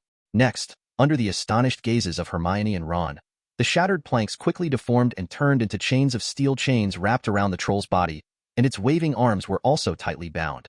"Come down quickly, Harry." Seeing the shocked faces of the three with their mouths wide open, Eisen was still a little smug. However, seeing Harry still hugging the troll's neck, his face darkened for a moment, and he hurriedly reminded him. After Harry ran in front of Ron, Eisen waved his wand again, and the giant club in the troll's hand rose into the air and turned into an iron rod, hitting the opponent heavily on the forehead. In an instant, the troll was stunned. Then, before Eisen could speak, footsteps came from outside. Eisen turned his head to look over, and as expected, Professor McGonagall rushed over, followed by Professor Snape who didn't know when to come back, and Professor Quirrell who didn't know when to wake up. Oh, Professor Eisen, what's going on?" Professor McGonagall was about to reprimand Harry and the others, but saw Eisen standing beside him, so he suppressed his inner anger and asked Eisen instead. "Well, I heard a dull sound of footsteps in the corridor just now, so I followed. When I was approaching the women's bathroom, I heard a cry for help inside. Then, when I rushed in, I saw Harry, Ron, and Hermione trying to deal with the troll, and I knocked the troll out in a desperate situation." Eisen briefly talked about the reason why he came here, and the cause and effect of the incident. Afterwards, Professor McGonagall and Snape squatted down to look at the troll, and both of them lingered for a moment on the steel chains that wrapped around the troll. "Well, Professor Eisen, very good transfiguration." Professor McGonagall stood up and nodded, as if accepting the statement. "Then, by the way, I also praised Eisen's transfiguration." Snape on the side also stood up, and though he didn't say anything, he gave Harry a hard look. "However, why don't you stay in the dormitory?" Professor McGonagall turned to look at the three little wizards. There was still a hint of anger in his tone. In other words, currently the best app for reading and listening to books, Yegwo Reading, Yegwo do install the latest version. Because of this incident, Gryffindor will be deducted 15 points. Now, why don't you go back to Gryffindor Castle? Professor McGonagall continued without giving a few young wizards a chance to speak. Harry and Ron walked out with innocent faces, while Hermione pursed her lips, trying to explain, but finally closed her mouth. Eisen shrugged and had no opinion on Professor McGonagall's handling. Because of his intervention, the three little wizards had no chance to defend themselves. Not only that, Gryffindor was deducted points, and even Harry and Ron's heroic defeat of the troll was given extra points. Then, I'll leave first. After the young wizards left, Eisen felt that he had nothing to do. As for what to do with the unconscious troll, that's up to Professor McGonagall. On the other side, in the packed Gryffindor common room, Harry and Ron and Hermione were eating and drinking. Although Ron lost the hero's chance to save the beauty, in the end, it was Harry and Ron's actions that delayed the troll's action, which allowed Eisen to save them. Therefore, with this shared experience, the relationship between Harry and Ron and Hermione eased a lot. Thank you. After a thank you, Hermione ran away with her plate. The two with their mouths full of food looked at each other and shrugged their shoulders without saying anything. The cheers and laughter of the little wizards came from around, letting them know that the troll incident was over. Chapter 20. The Apparition Curse. After Halloween, time entered November, and the weather at Hogwarts suddenly became colder. For Hogwarts students, the most important thing right now is the Quidditch season. But for Eisen, the snow season fascinates him even more. Every morning, a thick layer of frost can be seen on the ground, and a thick layer of snow can be seen on the surrounding grass. Harry had been training for weeks since being recommended by Professor McGonagall to be Gryffindor's seeker. Saturday was Harry's first official competition day. The opposing sides were Gryffindor and Slytherin. If Gryffindor wins, the Academy Cup name will be promoted to second place. But for Eisen, he doesn't care. Because he was learning the apparition charm from Professor Flitwick. Oh, Professor Eisen, the disappearing spell is a very difficult spell, but I believe that you must know how to cast this spell, right? After Eisen explained his purpose of coming, Professor Flitwick specially took him with him. Come outside the confines of the school. No way. Who made the whole of Hogwarts have an anti-apparition spell? Yes, apparition follows the 3D principles, destination, destination. But even so, it is very dangerous and requires someone to watch to learn. For the apparition spell, Eisen has long been researching up. Afterwards, Eisen began to practice the apparition charm in front of Professor Flitwick. Since Eisen knew enough about the apparition spell and was able to grasp the technique of casting this spell, it didn't take long for Eisen to completely master apparition. That's right, due to unaccustomed reasons at the beginning, when Eisen apparat, his fingers would split. Fortunately, Professor Flitwick is nearby and can help him deal with it in time. But after a few practice sessions, Eisen became proficient at apparating. Great, Professor Eisen. You have mastered this spell perfectly. Seeing that Professor Eisen only took half an hour to master this very difficult spell, Professor Flitwick couldn't help admiring. No, I feel like I'm still far behind, but I have to thank you, Professor Flitwick. Eisen shook his head. In fact, although Eisen joked with the little wizards in class about using apparition to go to the moon. But now that he has learned to apparate, he really wants to make it his goal to go to the moon. Therefore, Eisen felt that he was far from it. However, he expressed his gratitude to Professor Flitwick. However, what bothered Eisen was that even if he learned to apparate, he couldn't teleport in Hogwarts. He was envious of the house elf's gift of being unrestricted by Hogwarts magic. Of course, regarding apparition, Eisen suddenly had a doubt. That is, wouldn't it be more concealed if a wizard used the apparition charm first and then apparition? After thinking of this question, Eisen asked directly. Well, that's a good question, but when apparating, the fluctuation of space squeeze may make it impossible for people to maintain the disillusionment charm. Professor Flitwick on the side was surprised by Eisen's thoughts, but still expressed his guess. However, if we study these two spells deeply and grasp their essence, then it is no problem to combine the two spells, or even invent a new spell. But then, Professor Flitwick also said a possibility. In fact, this possibility also exists. Just like in the original book, although Dumbledore hasn't done this before, no one can deny that he can't do it. However, after thinking about his gold finger, Eisen still felt that there was no need to be too entangled. At present, for Eisen, the small goals in the early stage can be said to be completed. Disarming Curse, Transfiguration, and Apparition, these three Eisen have already mastered. Not to mention the Disarming Curse for attacking and the Apparating for fleeing, the Transfiguration technique he has studied in depth is enough for offensive and defensive battles with the enemy. Therefore, with these abilities, it is enough for Eisen to continue in-depth research and practice in the future. Some people may say that the attack power of the disarming spell is not enough, and ordinary injuries can be easily cured by wizards with healing spells. It's better to learn some powerful black magic, such as the Death Curse. But actually, for Eisen, none of that is a problem. As time goes by, the magic power in Eisen's body will become stronger and stronger, and his overall physical fitness will also slowly increase. In this way, his disarming spell can basically become a universal attacking spell like the original Harry. While getting rid of the opponent's wand, Eisen can also use polymorph to bind the opponent, then use the crush spell, or simply use the polymorph to conjure a knife to kill the enemy. Eisen felt that a wizard who was tied up and unable to move must be unable to heal himself. In this way, there is no need to learn black magic. As for why Eisen resists learning black magic, it is because the black magic in this world is really evil. Originally, Eisen's understanding of black magic was very shallow, but he always knew that black magic is very evil, and its casting requires malice and extreme negative emotions as nourishment. But after a little in-depth study in the library recently, Eisen discovered that if you study black magic deeply, it will also cause inevitable erosion of the soul. To be reasonable, extreme negative emotions are often brewing in the body, so it is only natural that the soul is eroded. But the erosion of the soul is obviously a result that Eisen does not want to see. Therefore, Eisen was very resistant to learning black magic. As for why Professor Snape is obsessed with the study of black magic, he has not been eroded by black magic and turned into an evil person. Eisen thinks it has something to do with the other party's heart full of love for Lily Yanwansi. In other words, positive emotions can fight against the erosion of the soul by black magic. As for black magic, it is powerful and lethal. Eisen didn't think it was important. Because wizards are human beings, they will die if they are killed. Therefore, in Eisen's view, ordinary spells can also kill people, and there is no need to use black magic to kill people. Besides, the reason why black magic is black is not because it can kill people, but because it is evil enough. Just like the death curse, it is considered black magic until it is so evil that there is no solution to the curse. In other words, currently the best app for reading and listening to books, Yegwa Reading, Yegwa You Do install the latest version. Although Eisen thinks that his heart is full of sunshine and happiness, he still doesn't want to experience the feeling of using positive emotions to fight against black magic's erosion of the soul. After all, Eisen has Goldfinger in his body, so it's easy to become stronger. After saying goodbye to Professor Flitwick, Eisen returned to the staff dormitory.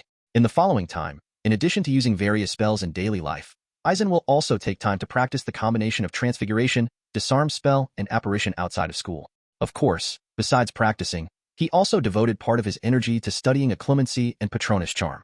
No way, although he wasn't worried about Dumbledore using legilimency on him, he had to be wary of Voldemort. As for the patronus charm, it is mainly to resist Dementors. Dementors are simply bugs in this world, and all spells, not even the unforgivable curse, can affect it in any way. It can be said that it is immune to all spells except the patronus charm. Therefore, Eisen can only take time to learn these two kinds of magic. In addition, most of his time is spent on the research of magic props and alchemy. Just as Eisen was immersed in his own world, the Quidditch match was about to begin. Since Harry was busy preparing for the Quidditch match, Hermione not only helped him with his homework after Halloween, but also lent him a copy of The Origin of Quidditch. However, it is regrettable that perhaps it was the performance of several people at the Halloween dinner that disgusted Professor Snape even more, so Harry's Quidditch Origin was confiscated by him with an excuse. On Friday night, Harry planned to go to Professor Snape to get The Origin of Quidditch back, but he was surprised to see the picture of Professor Snape's leg dripping with blood. For this reason, not only did Harry not get his book back, but he was scolded by Snape instead. Fearing that his points would be deducted, Harry hurried back to the Gryffindor common room. At this time, Harry thought of a secret that the three-headed dog was guarding on the trapdoor, the troll that appeared on Halloween, and Snape secretly going to the third floor. Recalling Professor Snape's bitten leg, Harry felt that he had grasped the truth of the matter. Harry told Ron and Hermione all of his guesses. No, I know he's no good, but he's certainly not going to steal Professor Dumbledore's stash. Hermione offered her opinion, clearly disagreeing with Harry. But Ron thought Hermione was thinking too well, that all professors were good people, and he agreed with Harry. They just didn't know what exactly Snape was going to steal. Chapter 21 The Quidditch Match. On Saturday morning, although the weather was sunny, the cold still shrouded Hogwarts Castle. Eisen got up early in the morning, and when he was eating in the auditorium, he heard the little wizards around him constantly discussing about the Quidditch match. Everyone was discussing which house would win, Gryffindor or Slytherin. At this time, Eisen suddenly realized that the Quidditch match was about to start. At 11 o'clock, all the teachers and students of the school had come to the stands around the Quidditch pitch, and Eisen also came to the highest row. Looking around, Eisen saw the lively scene at the scene. A lot of students were sitting on the seats that were lifted into the air. It seemed that in order to better watch the game, they had to bring binoculars. Professor Eisen, do you also like Quidditch? A voice suddenly came from beside him. Eisen turned his head and saw that Hermione had also come to the top row. Followed by Ron, Neville and others, unexpectedly, they carried a banner made of sheets. on which not only the words Potter must win, but also a Gryffindor lion drawn underneath. The paint on the banner has also been cast with a simple magic, shimmering with colorful light. Seeing this scene, the corners of Eisen's mouth couldn't help twitching. Cut. It's a child after all, childish. However, thinking so in his heart, Eisen replied, "No, I prefer table tennis." Ping pong? What's that? Before Hermione could speak, Ron from behind asked first. "Oh, I know. It's a kind of Muggle athletics. It's very popular in the Muggle world." Miss Know-It-all looked at Ron with contempt. "I don't know anything about table tennis." On the other hand, Wood was still talking about some preparations with Harry, who was about to appear, followed by Wesley's twin brothers and Angelina Johnson and others. Looking from a distance, one could see that whether it was Gryffindor's team or Slytherin's team, they all rode brooms and circled over the pitch. To be honest, as soon as this scene came out, it immediately caught Eisen's attention. Although he is not very interested in sports like Quidditch, it is very enviable for many people to fly around in the sky together. For a moment, even the attention of Hermione and the others were all attracted. "Hi everyone. Welcome to Hogwarts' first Quidditch match of the season. Today is Slytherin versus Gryffindor." Accompanied by figures flying on the field, a recognizable voice resounded the whole pitch. That's right, Li Qiaodan is the narrator. Then, the entire academy on the field cheered. What amuses Eisen is that what Li is holding in his hand actually looks like a microphone. At this moment, Eisen thought of a good idea. That is to make a similar magic item, store the Scream of Mandela in it, so as to obtain the characteristic of screaming and dying of Mandela. Of course, this is just an idea. As for whether it can be realized, we have to experiment in the future. After the players from both sides came to the center of the court and landed, Li Qiaodan's voice sounded just right again. "Players are on their positions. Mrs. Hooch is ready to kick off." Apparently, as a flying professor, Ms. Hodge was the referee for the Quidditch match. "Listen, I hope everyone can participate in the game fairly and honestly." Seeing the players gather, Ms. Hodge said with a serious expression. After speaking, Ms. Hodge looked towards the Slytherin team, as if she was alluding to something. Then, Ms. Hodge blew the silver whistle in her hand. The Gryffindor and Slytherin players all rose from the ground with their broomsticks, and the bound bludgers and golden snitch also flew wildly on the court like wild horses that had run free. To be honest, I have been using Yegwa to read and read books recently, changed sources, and read aloud with many timbers. Yegwa Udo Android and Apple are all available. The quaffle was snatched by Gryffindor's chaser Angelina Johnson. "What a good chaser that girl is, and she looks so charming." Lee Jordan's commentary voice came, but he digressed. Professor McGonagall couldn't help but reprimanded him. "Jordan." "Sorry, Professor McGonagall." Lee Jordan is a good friend of the Wesley twins, so Eisen has reason to believe that Fred and George have influenced Lee Jordan's jumping look. From the very beginning, the match between Gryffindor and Slytherin got very intense. The scene was first broken by Gryffindor's chaser Angelina, adding 10 points to Gryffindor. But Slytherin was not to be outdone, and launched a fierce offensive after grabbing the quaffle. "Excuse me, let me give way." A tall figure came from the side. "Hagrid." Both Hermione and Ron pushed their way towards Eisen, before making room for Hagrid to sit down. Professor Eisen. "Harry, you haven't found the snitch yet, have you?" While sitting down, Hagrid looked at Eisen and nodded, then raised his binoculars to look at Harry in the sky. "Yeah, Harry's still in the air with nothing to do." Ron shrugged his shoulders, and seemed dissatisfied with Harry's current performance. "It doesn't matter. As long as there is no trouble, it's a good thing." Hagrid reached out and patted Ron on the shoulder, making him grin. Indeed, in Eisen's view, finding the snitch requires a very high level of vision from the seeker. Of course, after you see it, you have to find a way to catch it. You must know that the flying speed of the golden snitch is also very fast. Generally speaking, it takes a seeker to fly with all his strength on a broomstick to catch it. Moreover, the golden snitch is not only fast, but also has a very strong flexibility. Just like the bludger, which has a strong aggressiveness and will attack the wizard, the golden snitch will flash around and change directions flexibly, making it very difficult to catch. Thinking of this, Eisen felt that in addition to the flying characteristics provided by the broomstick, the golden snitch and the bludger are both good choices. "Wait, is that a snitch?" With Lee Jordan's surprised voice, Harry began to dive on his broom. That's right, when the eyes were on Harry, he could be found chasing a golden streamer. Gryffindor's seeker. Harry spotted the snitch and gave chase. Seeing Harry's actions, Slytherin's seeker Terrence Higgins also immediately noticed. Afterwards, he followed Harry to chase the snitch. However, it is a pity that Harry met Slytherin, who loves to play tricks, so after being bumped by Marcus, the snitch took the opportunity to disappear. Although, the Gryffindor team got a free throw, but Harry was in a bad mood. However, before he could continue chasing in the sky, he was taken aback by his own broom. All I saw was that Harry's broom was shaking back and forth, left and right, as if it was about to throw Harry directly to the ground. What's wrong with Harry's broom? Hagrid, who was keeping an eye on Harry, immediately noticed something was wrong. It's Snape. He's cursing Harry's broom. Hermione snatched Hagrid's binoculars and scanned the stands, noticing Professor Snape's mouth was moving. Later, Hermione told Eisen and Ron of her discovery. But for Eisen, who knew the plot early, he knew that the person who cursed Harry's broom was actually Professor Quirrell behind Snape. Snape was chanting, just helping Harry banish the curse from his broom. Then what should we do?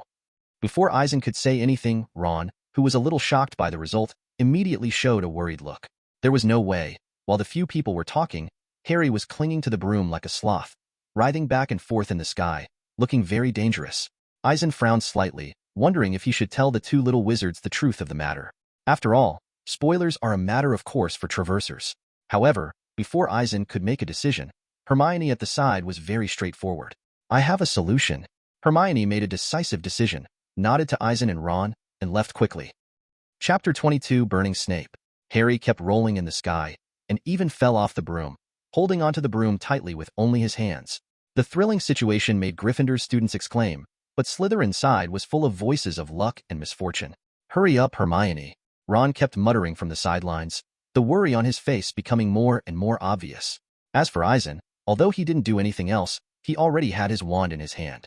If Harry did fall off the broom, he would have cast the levitation charm just in time to keep Harry from falling to his death.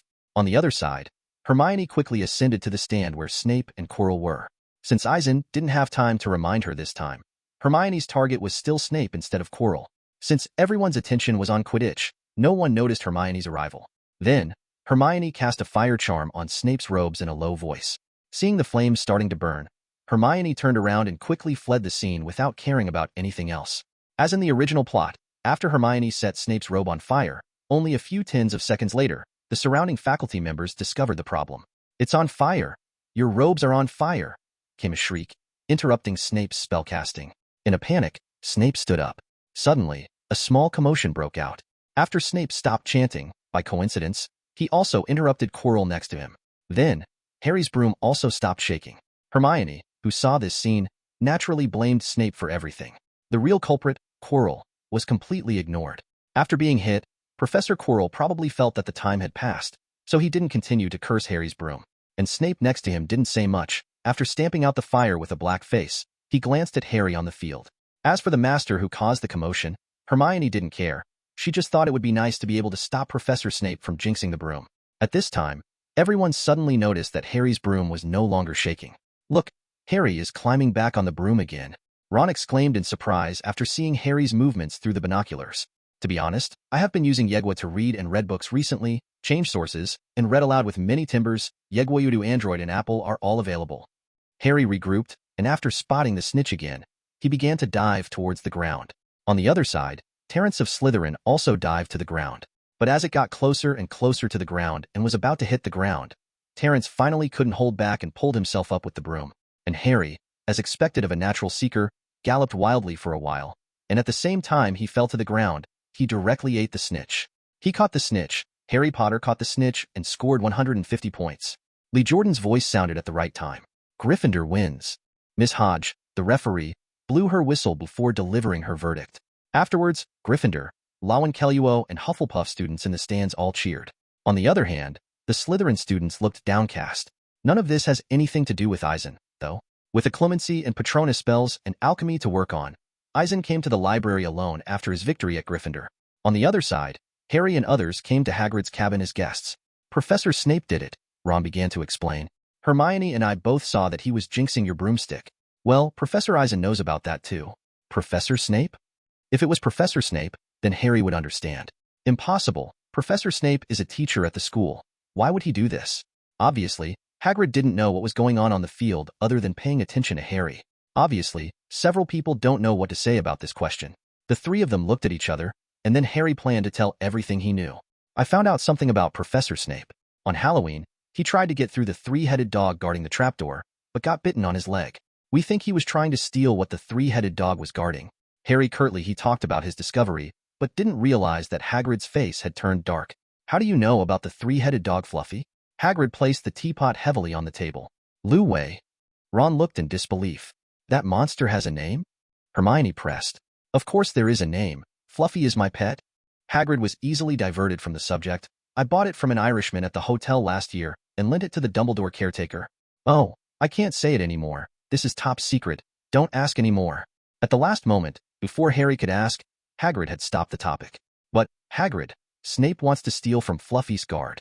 Harry wanted to convince Hagrid this way. Impossible. Snape is a teacher at the school. Why would he do that? Obviously, Hagrid disagreed with Harry's statement. Whether he is the school teacher or not, he jinxed Harry's broom. I read it in the book. Snape's eyes were fixed on Harry. I saw it. Seeing Snape jinx Harry, Hermione said Snape's level of trust had plummeted.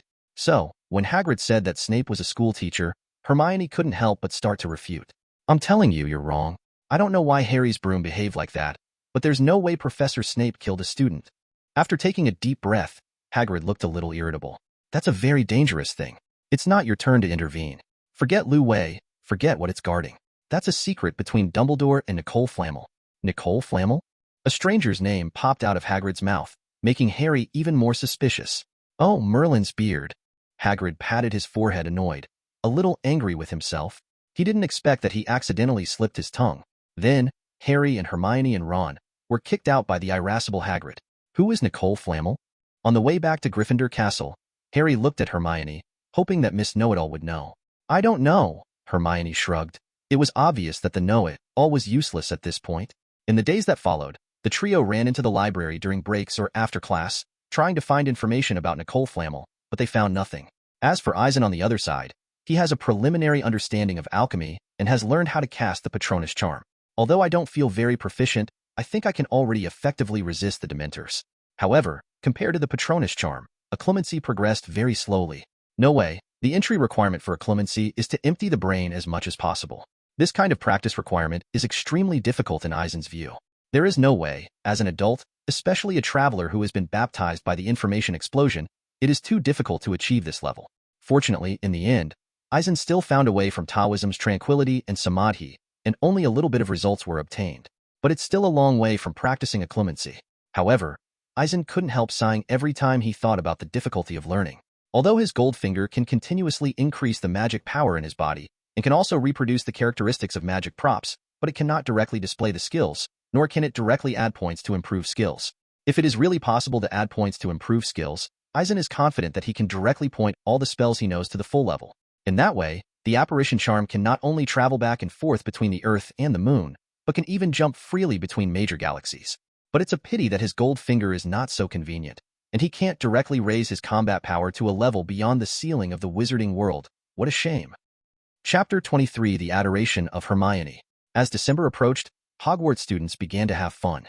Because, in the second week, they will tell their deans whether they will stay for Christmas. That's right, some Hogwarts students had to stay in Hogwarts. Just like Harry Potter, he lived in his aunt's house on Privet Drive since he was a child, but he remembered very clearly how his aunt's family treated him, so he had no desire to go back for Christmas. So, when Professor McGonagall went to Gryffindor Tower to register the students staying for the holidays, Harry signed his name without hesitation. Knowing that Harry would choose to stay in school for Christmas during the holidays, Malfoy even made fun of Harry, saying that his family didn't want him. But Harry didn't care one bit, because he really thought his Christmas at Hogwarts was the best experience of his life. The rest of the students were impatiently waiting for the holidays, but Ron was the only one who was by Harry's side. Originally, Ron was going home to spend Christmas with his family, but this year Ron's parents had other plans. The Wesleys are going to visit Charlie Wesley in Romania. Because of this, not only Ron is going to stay and spend Christmas with Harry, but even his twin big brother is going to stay too. As for Hermione and the trio, she has no plans to stay at Hogwarts for Christmas. To be honest, as a young wizard who left home to study magic for the first time, Hermione really wanted to go home and show off to her parents. A week before Christmas, with the end of the last potions class, the first half of the term for the little wizards was completely over. Hogwarts School, on the other hand, began to hold a Christmas dinner for little wizards who planned to stay in school for Christmas. When Eisen came to the auditorium, he saw a busy scene in front of him. Hagrid placed a Christmas tree in the corner of the auditorium under the command of Professor Flitwick, followed by the trio of the Redeemers. Professors McGonagall and Flitwick used magic to decorate the Christmas decorations. After a series of magical lights flickered, the auditorium became beautiful and spectacular. The walls were hung with holly and mistletoe festoons, and Hagrid brought a dozen Christmas trees with tiny icicles hanging from them, some with hundreds of candles suspended from them.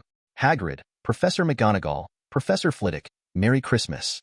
After entering the auditorium, Eisen immediately greeted several people. Then, Maybe the layout of the auditorium was not spectacular enough, so after the voice fell, Eisen took out his wand and waved it at the ceiling. For a moment, a bright light began to flicker from the top of the head, and a little bit of starburst emerged and then changed. In the blink of an eye, a miniature galaxy formed, slowly hovering above everyone's heads. Wow, it's really great. Harry and others were amazed by the change in the ceiling above his head.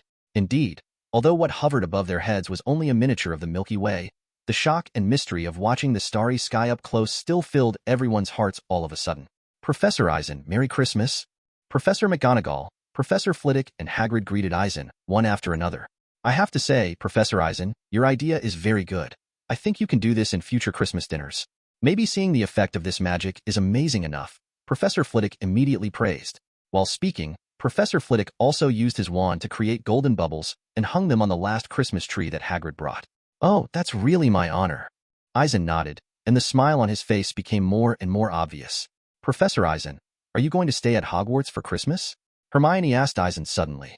Oh, of course not. I'm planning to leave school during the holidays. Just in these 2 days.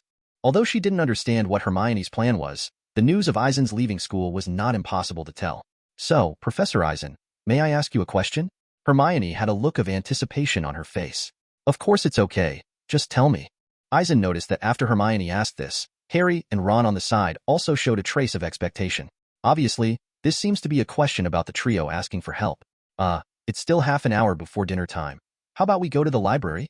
Looking at Professor McGonagall at the side, Hermione suddenly realized that this was not a good place to talk. Just realizing this problem, Hermione blushed a little, as if she felt a little embarrassed to let Eisen follow her. No problem, I'm going to the library too, and I'll talk to you guys. After pondering for a while, Eisen nodded. Come on, Harry, Ron. Hermione's face lit up when Eisen agreed, and she winked at Harry and Ron. Hearing Hermione's words, Ron took his reluctant eyes away from Professor Flitwick's wand and followed Harry out of the Great Hall. Library? You still have to read books after the holidays, so you work so hard? Hagrid whispered beside him.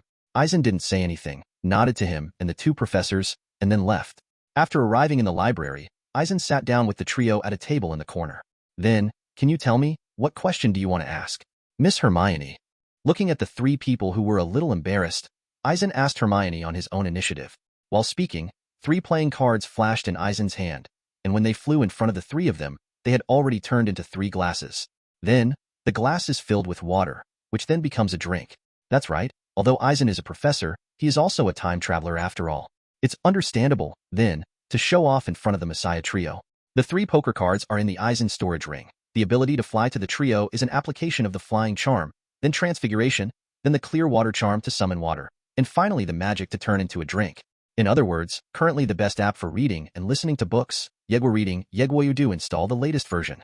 As for why water can be turned into a beverage, Eisen also thinks it is very unscientific. But there's no way, it's magic in the wizarding world. After all, even a little wizard like Moxie could use the magic of turning water into wine, but he didn't succeed.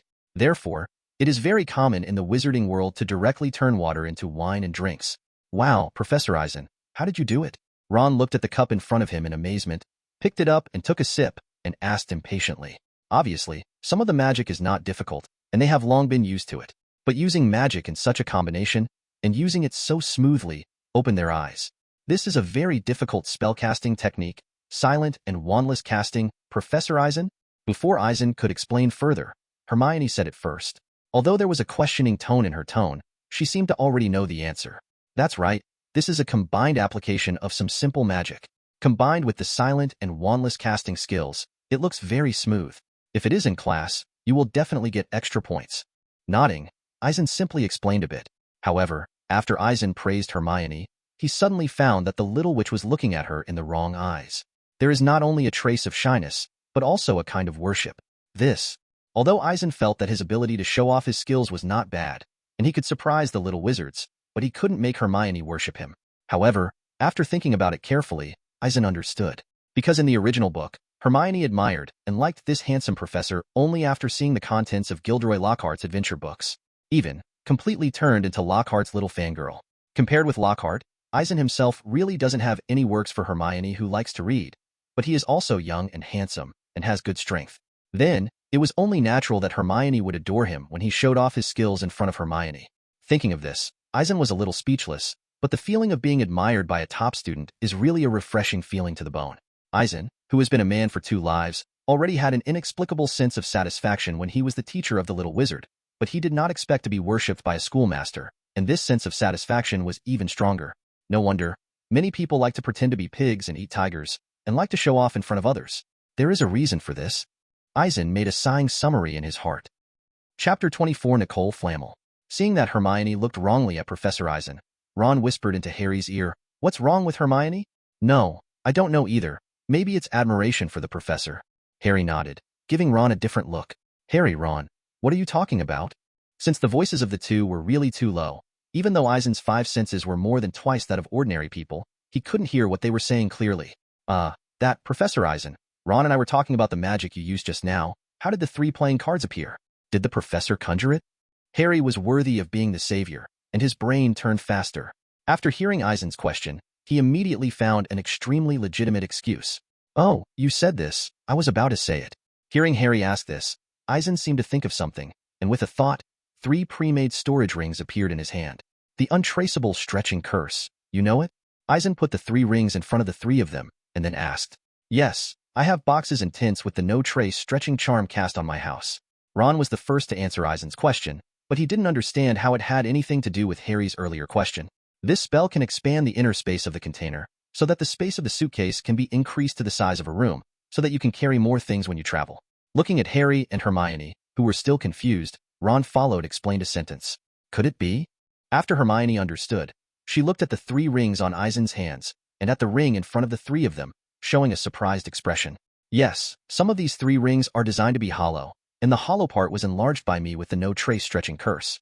Therefore, these 3 rings can be called storage rings. As for the poker I just conjured up, it was taken directly from the storage ring." Seeing Hermione's look of surprise and bewilderment, Eisen nodded affirmatively, and then revealed the secret of conjuring poker earlier. "Then this storage ring?" Seemingly anticipating something, Hermione met Harry and Ron with a look of anticipation. "That's right, these 3 storage rings are my Christmas presents to you. In this way, it will be much more convenient for you to carry things in the future." Eisen nodded and gave them a positive look. That's right. Eisen didn't intend to wait until after Christmas Day to owl the presents to them separately. That's all for Ron and Harry. If they gave Hermione a ring alone, Eisen would think it would be a little weird. However, when Eisen saw Hermione put the ring on her finger impatiently, and her face turned red again, she knew that she might still be thinking too much. Harry and Ron on the other side didn't pay attention to Hermione's gesture. They also put the ring on their hands and showed happy smiles.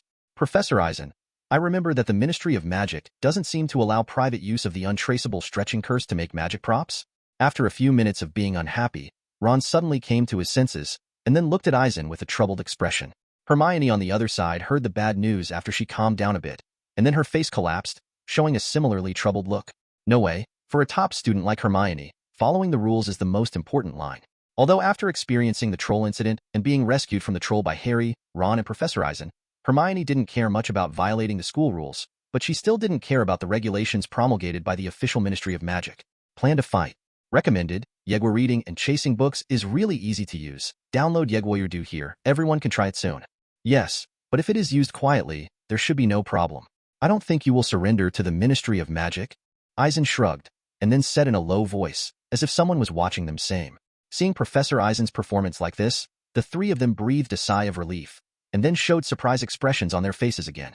"By the way, Hermione, what were you going to ask in the auditorium earlier?" After the joy on the faces of several people subsided, Eisen looked at Hermione.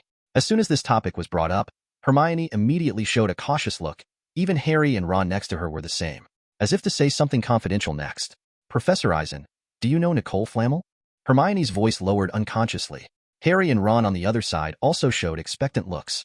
So this is After hearing Hermione's question, Eisen immediately thought of what was going on. Clearly, the trio had heard about Nicole Flamel from Hagrid. It's just that they couldn't find any information about Nicole Flamel from the library, so they thought of asking him. Yes, that's right. Ever since Hagrid leaked the word, Hermione and the others have been looking for Nicole Flamel's name in the book. But unfortunately, they haven't found it after searching for a long time. Books such as Great Wizards of the 20th Century and Directory of Famous Contemporary Magicians do not have Nicole Flamel's name. Seeing that it was almost Christmas, they still had no clue. So, after meeting Eisen, Hermione decided to ask him, "Nicole Flamel?" Eisen showed a puzzled expression. Although he knew why the trio asked for this name, he couldn't pretend to have expected everything, so he showed a puzzled expression appropriately. Then he continued to ask, "Where did you hear this name? Why did you ask him?" After hearing Eisen's words, Harry and the others not only did not feel lost, but became excited instead. Because judging from Professor Eisen's question, he must know about Nicole Flamel's situation. Professor Eisen, that's right. Remember when Snape jinxed Harry's broom on the Quidditch pitch?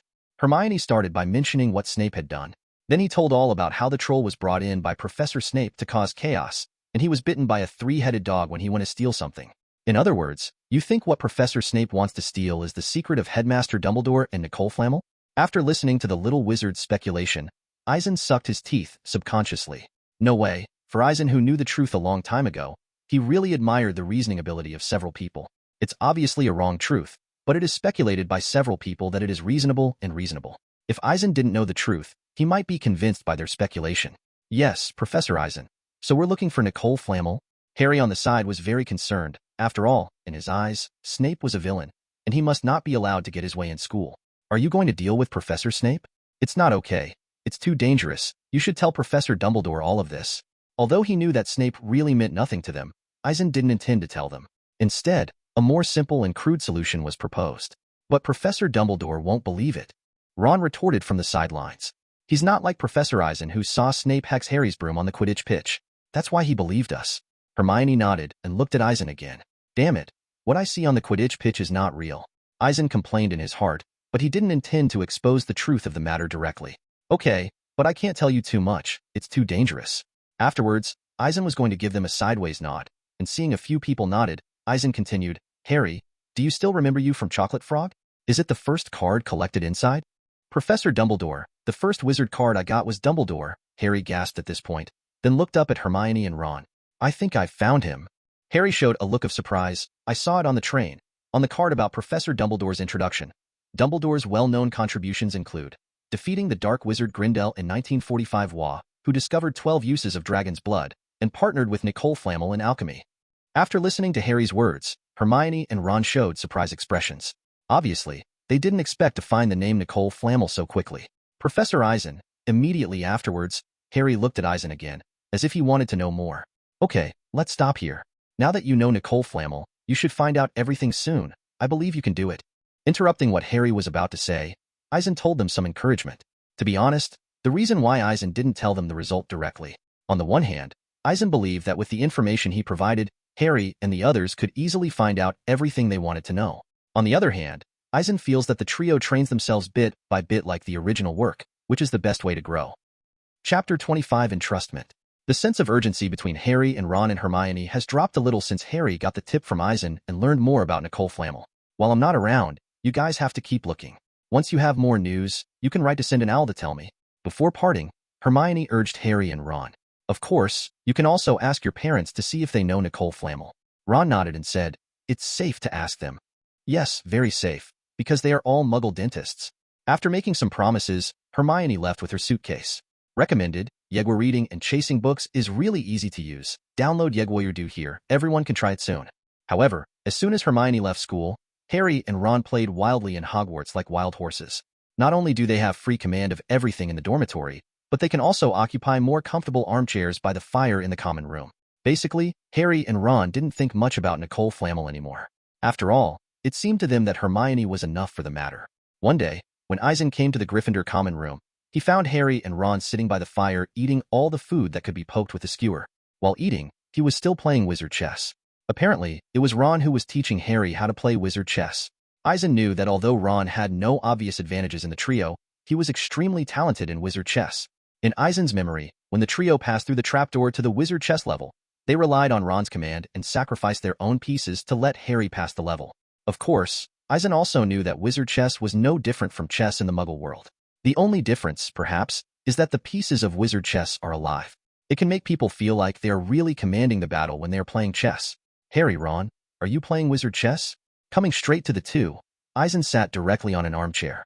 "Yes, Professor Eisen." Harry saw that it was Eisen coming, but he didn't feel the slightest embarrassment.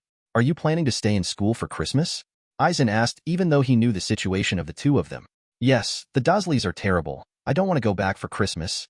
After finishing speaking, Harry briefly introduced how terrible the place he grew up in was. No way, because his uncle and aunt were too harsh on him, so he thought it would be a better choice to stay in Hogwarts for Christmas. My parents are going to visit Charlie in Romania, so Fred, George, and I have to stay at school. Seeing Eisen looking at him, Ron also explained why he stayed at school. So, do you know where Fred and George are? I have something to do with him. Seeing Ron mentioning his twin big brother, Eisen took the opportunity to explain his purpose. The professor wants to find Fred and George? Ron put down the pawn pieces in his hand, and after looking at Harry, he showed a puzzled expression. Yeah, you know, they're talented at mischief, so I'm going to talk to them about something. Eisen nodded. That's right. Since the Weasley twins have a talent for mischief and can make magic props, it's an option to cooperate with them. However, during the conversation, Eisen inadvertently brushed the chessboard in pieces between the two of them. It stands to reason that magic props should have characteristics, but what is strange is that after Eisen touched the wizard board and chess pieces, his gold finger did not move at all. Could it be that some magic props do not have supernatural properties? Impossible. All magic items should have extraordinary properties. Then why is Goldfinger not responding? Could it be that the extraordinary characteristics that are not clear enough cannot be reproduced? The guess suddenly popped into Eisen's mind. For example, the magic casting characteristics of the wand can be integrated into the body, allowing the wizard to cast spells freely. And what are the characteristics of the wizard board and chess pieces? Auto chess feature? Obviously, there is no way to define the characteristics. Thinking of this, a thoughtful look flashed in Eisen's eyes. Did they play a prank on Professor Eisen? While speaking, a gloating expression suddenly appeared on Ron's face. Obviously, he thought Eisen was going to settle accounts with Fred and George. No, just talk to them.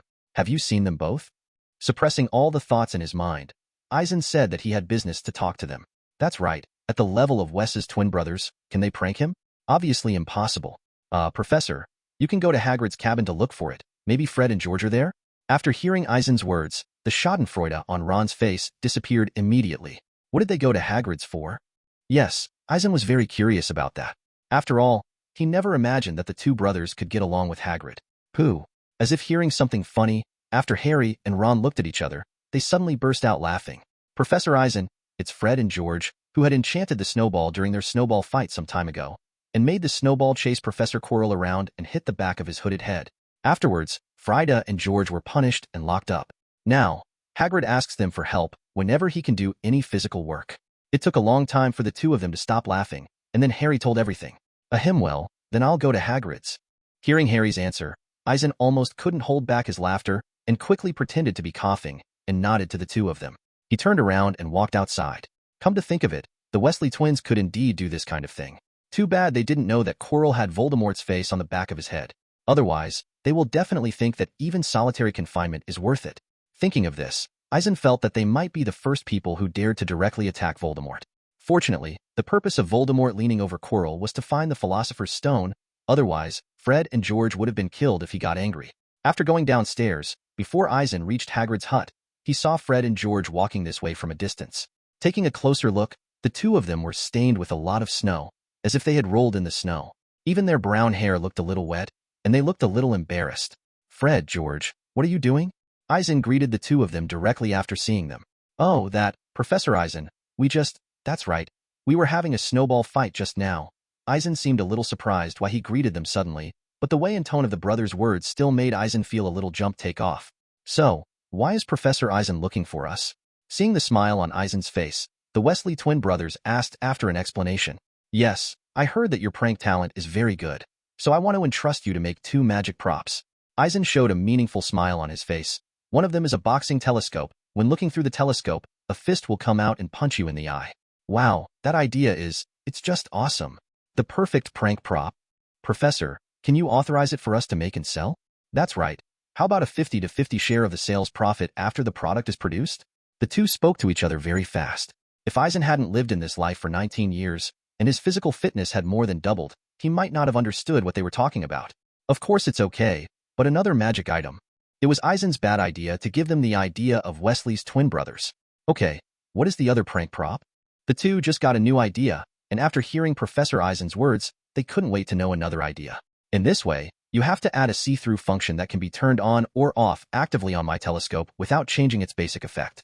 Eisen said, taking out his own brass telescope from the storage ring, then handed it to Fred. After hearing Eisen's request, Fred and George were taken aback for a moment, and then their eyes lit up a lot. No problem then. Shall we give it to you next semester? The two of them looked at each other with weird smiles, and then winked at Eisen, as if an old driver knew it. Okay, you can give it to me next semester. Nodding, Eisen said very calmly. As for the strange expressions of the two, Eisen certainly knew what they were thinking, but this kind of thing was getting darker and darker, so it was better to ignore it. Chapter 1 Resignation on the first day of work. Manager, I want to resign. Eisen handed the resignation letter to the middle-aged man with thinning hair and gold-rimmed glasses. As he spoke, he showed a bit of embarrassment, but his tone was quite firm. Eisen Turner, are you serious? John reached out and stroked his short brown hair, then glanced back and forth between the resignation letter and Eisen. Yes, manager. I suddenly have a new plan for my future life. Eisen shrugged his shoulders. His tone was very calm, and there seemed to be no abnormalities. If I remember correctly, you just joined the job this morning? John had a weird look on his face, like, you're kidding me. Yes, I'm sorry, but I have to make this choice. Eisen said on the surface, but he kept complaining in his heart, I don't want to. But who made me come here suddenly after 18 years? What about the gold finger? Well, I wish you a better future. John's expression froze. He wanted to say something but didn't know how to say it. So he nodded and agreed to Eisen's resignation request, and finally gave Eisen a goodwill blessing of, thank you. After thanking him, Eisen turned back to the office and began to pack his things. This conversation is a bit inexplicable, but everything has to start from the beginning. Eisen Turner was just an ordinary citizen in his previous life. His life was as flat as water without any ups and downs. The past is like smoke, so I won't repeat it anymore. I just remember that the last memory is that I fell down while staying up late to check bugs for a Krypton Gold game made by the company.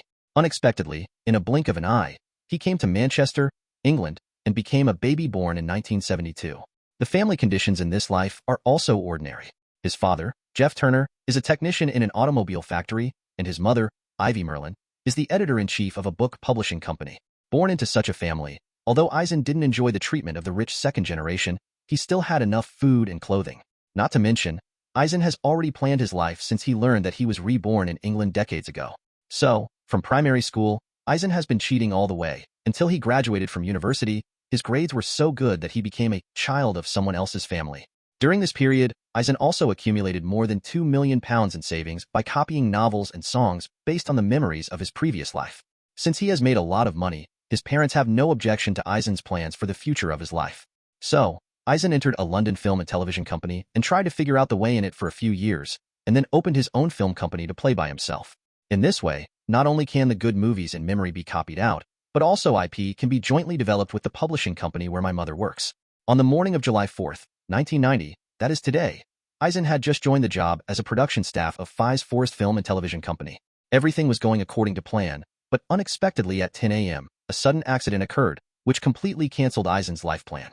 After putting some documents into the handbag and packing his own things, Eisen left the Emerald Forest Film and Television Company, went downstairs, and turned into a corner coffee shop. After ordering a cup of coffee, Eisen calmed down by sitting quietly by the window seat. Others thought that he was enjoying the delicious coffee alone, but only he knew that an illusory screen appeared in front of his eyes.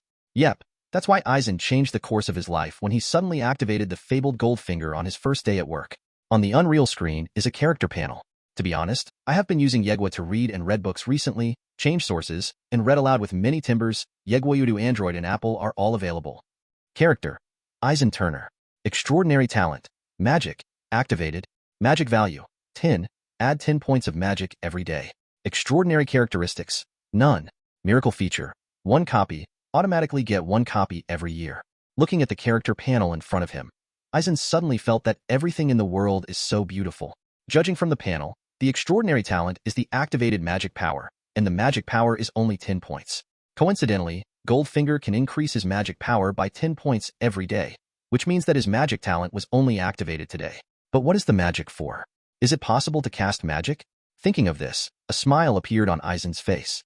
But when he saw the supernatural and miraculous characteristics, Eisen was puzzled again, because he couldn't deduce anything from these words alone. Eisen tried it, but no matter whether he put his mind on the miracle characteristic or the supernatural characteristic, he didn't feel the slightest change, as if these two characteristics did not exist. However, judging from the current situation alone, the function of Eisen's Goldfinger is relatively simple. At the very least, the attributes such as strength, physical strength, and defense of characters in Eisen's imagination do not exist. In addition to having no intuitive data attributes, even skills do not exist.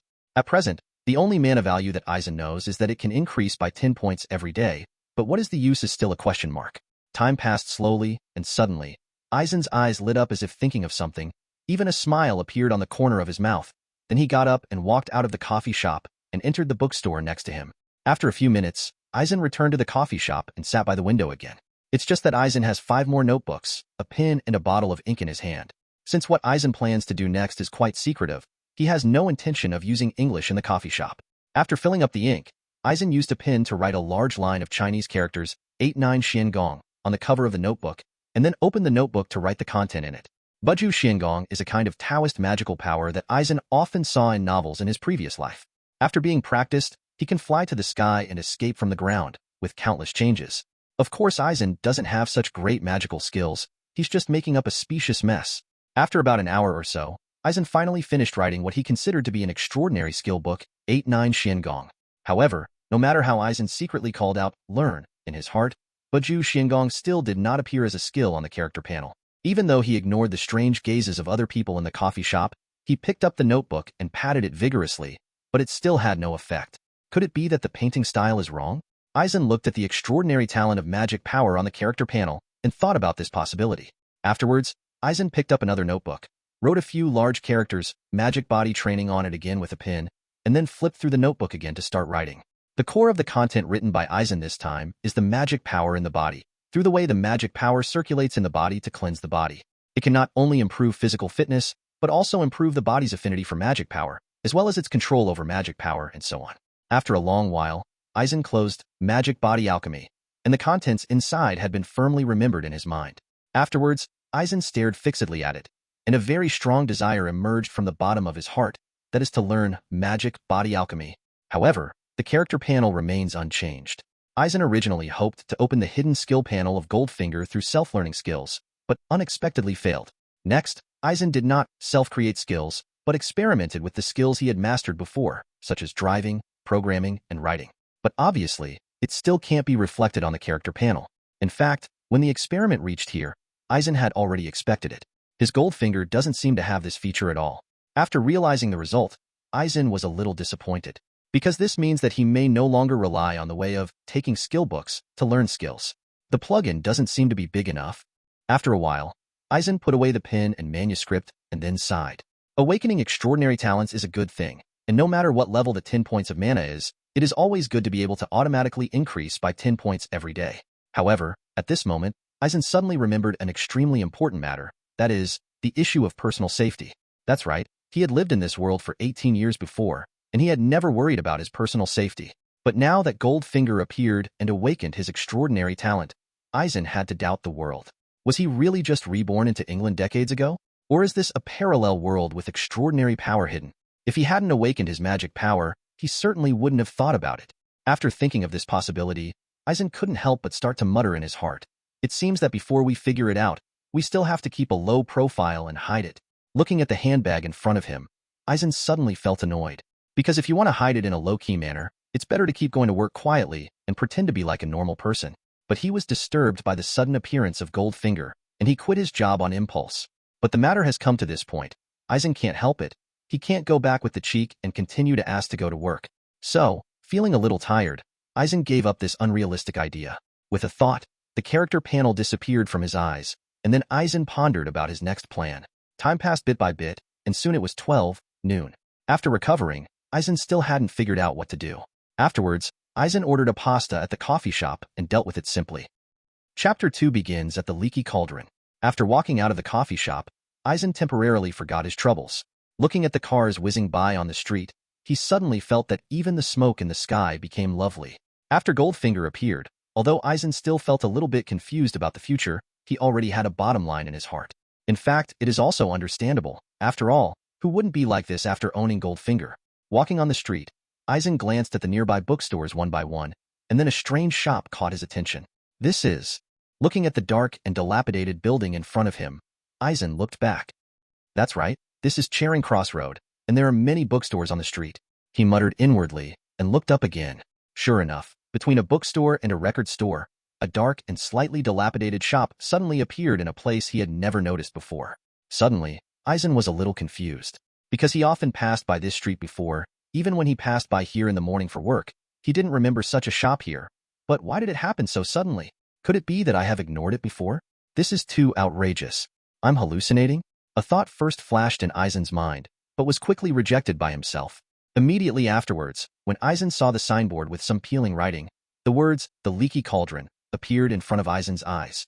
Suddenly, an unbelievable thought emerged from the depths of my memory. This is the Leaky Cauldron. This is an incredible conclusion for Eisen, but it is so reasonable to appear here. Because at this point in time, the Harry Potter series of novels has not yet appeared, so it is impossible for someone to deliberately cosplay. Before that, Eisen also had the idea of copying the Harry Potter series of novels, but he never thought that magic would really shine into reality. Yes, Eisen suddenly had a gold finger today, and also awakened an extraordinary talent for magic power. Just as he was still guessing whether he had come to a parallel world with extraordinary power, the answer appeared in front of him so abruptly. After careful observation several times before and after, Eisen felt that he was right. There is indeed an extra store in a place that would always be ignored. In his opinion, this is likely to be a change that he can only see after he has magic power. After all, the Leaky Cauldron is said to be the place where the hiding and muggle-repelling charms have been cast, and only wizards can see it. However, in order to make sure his idea was correct, Eisen went straight into the next bookstore. "Young man, do you need to buy any books?" A man in a brown fur coat and mid-length jeans appeared in front of Eisen, who seemed to be the owner of the bookstore.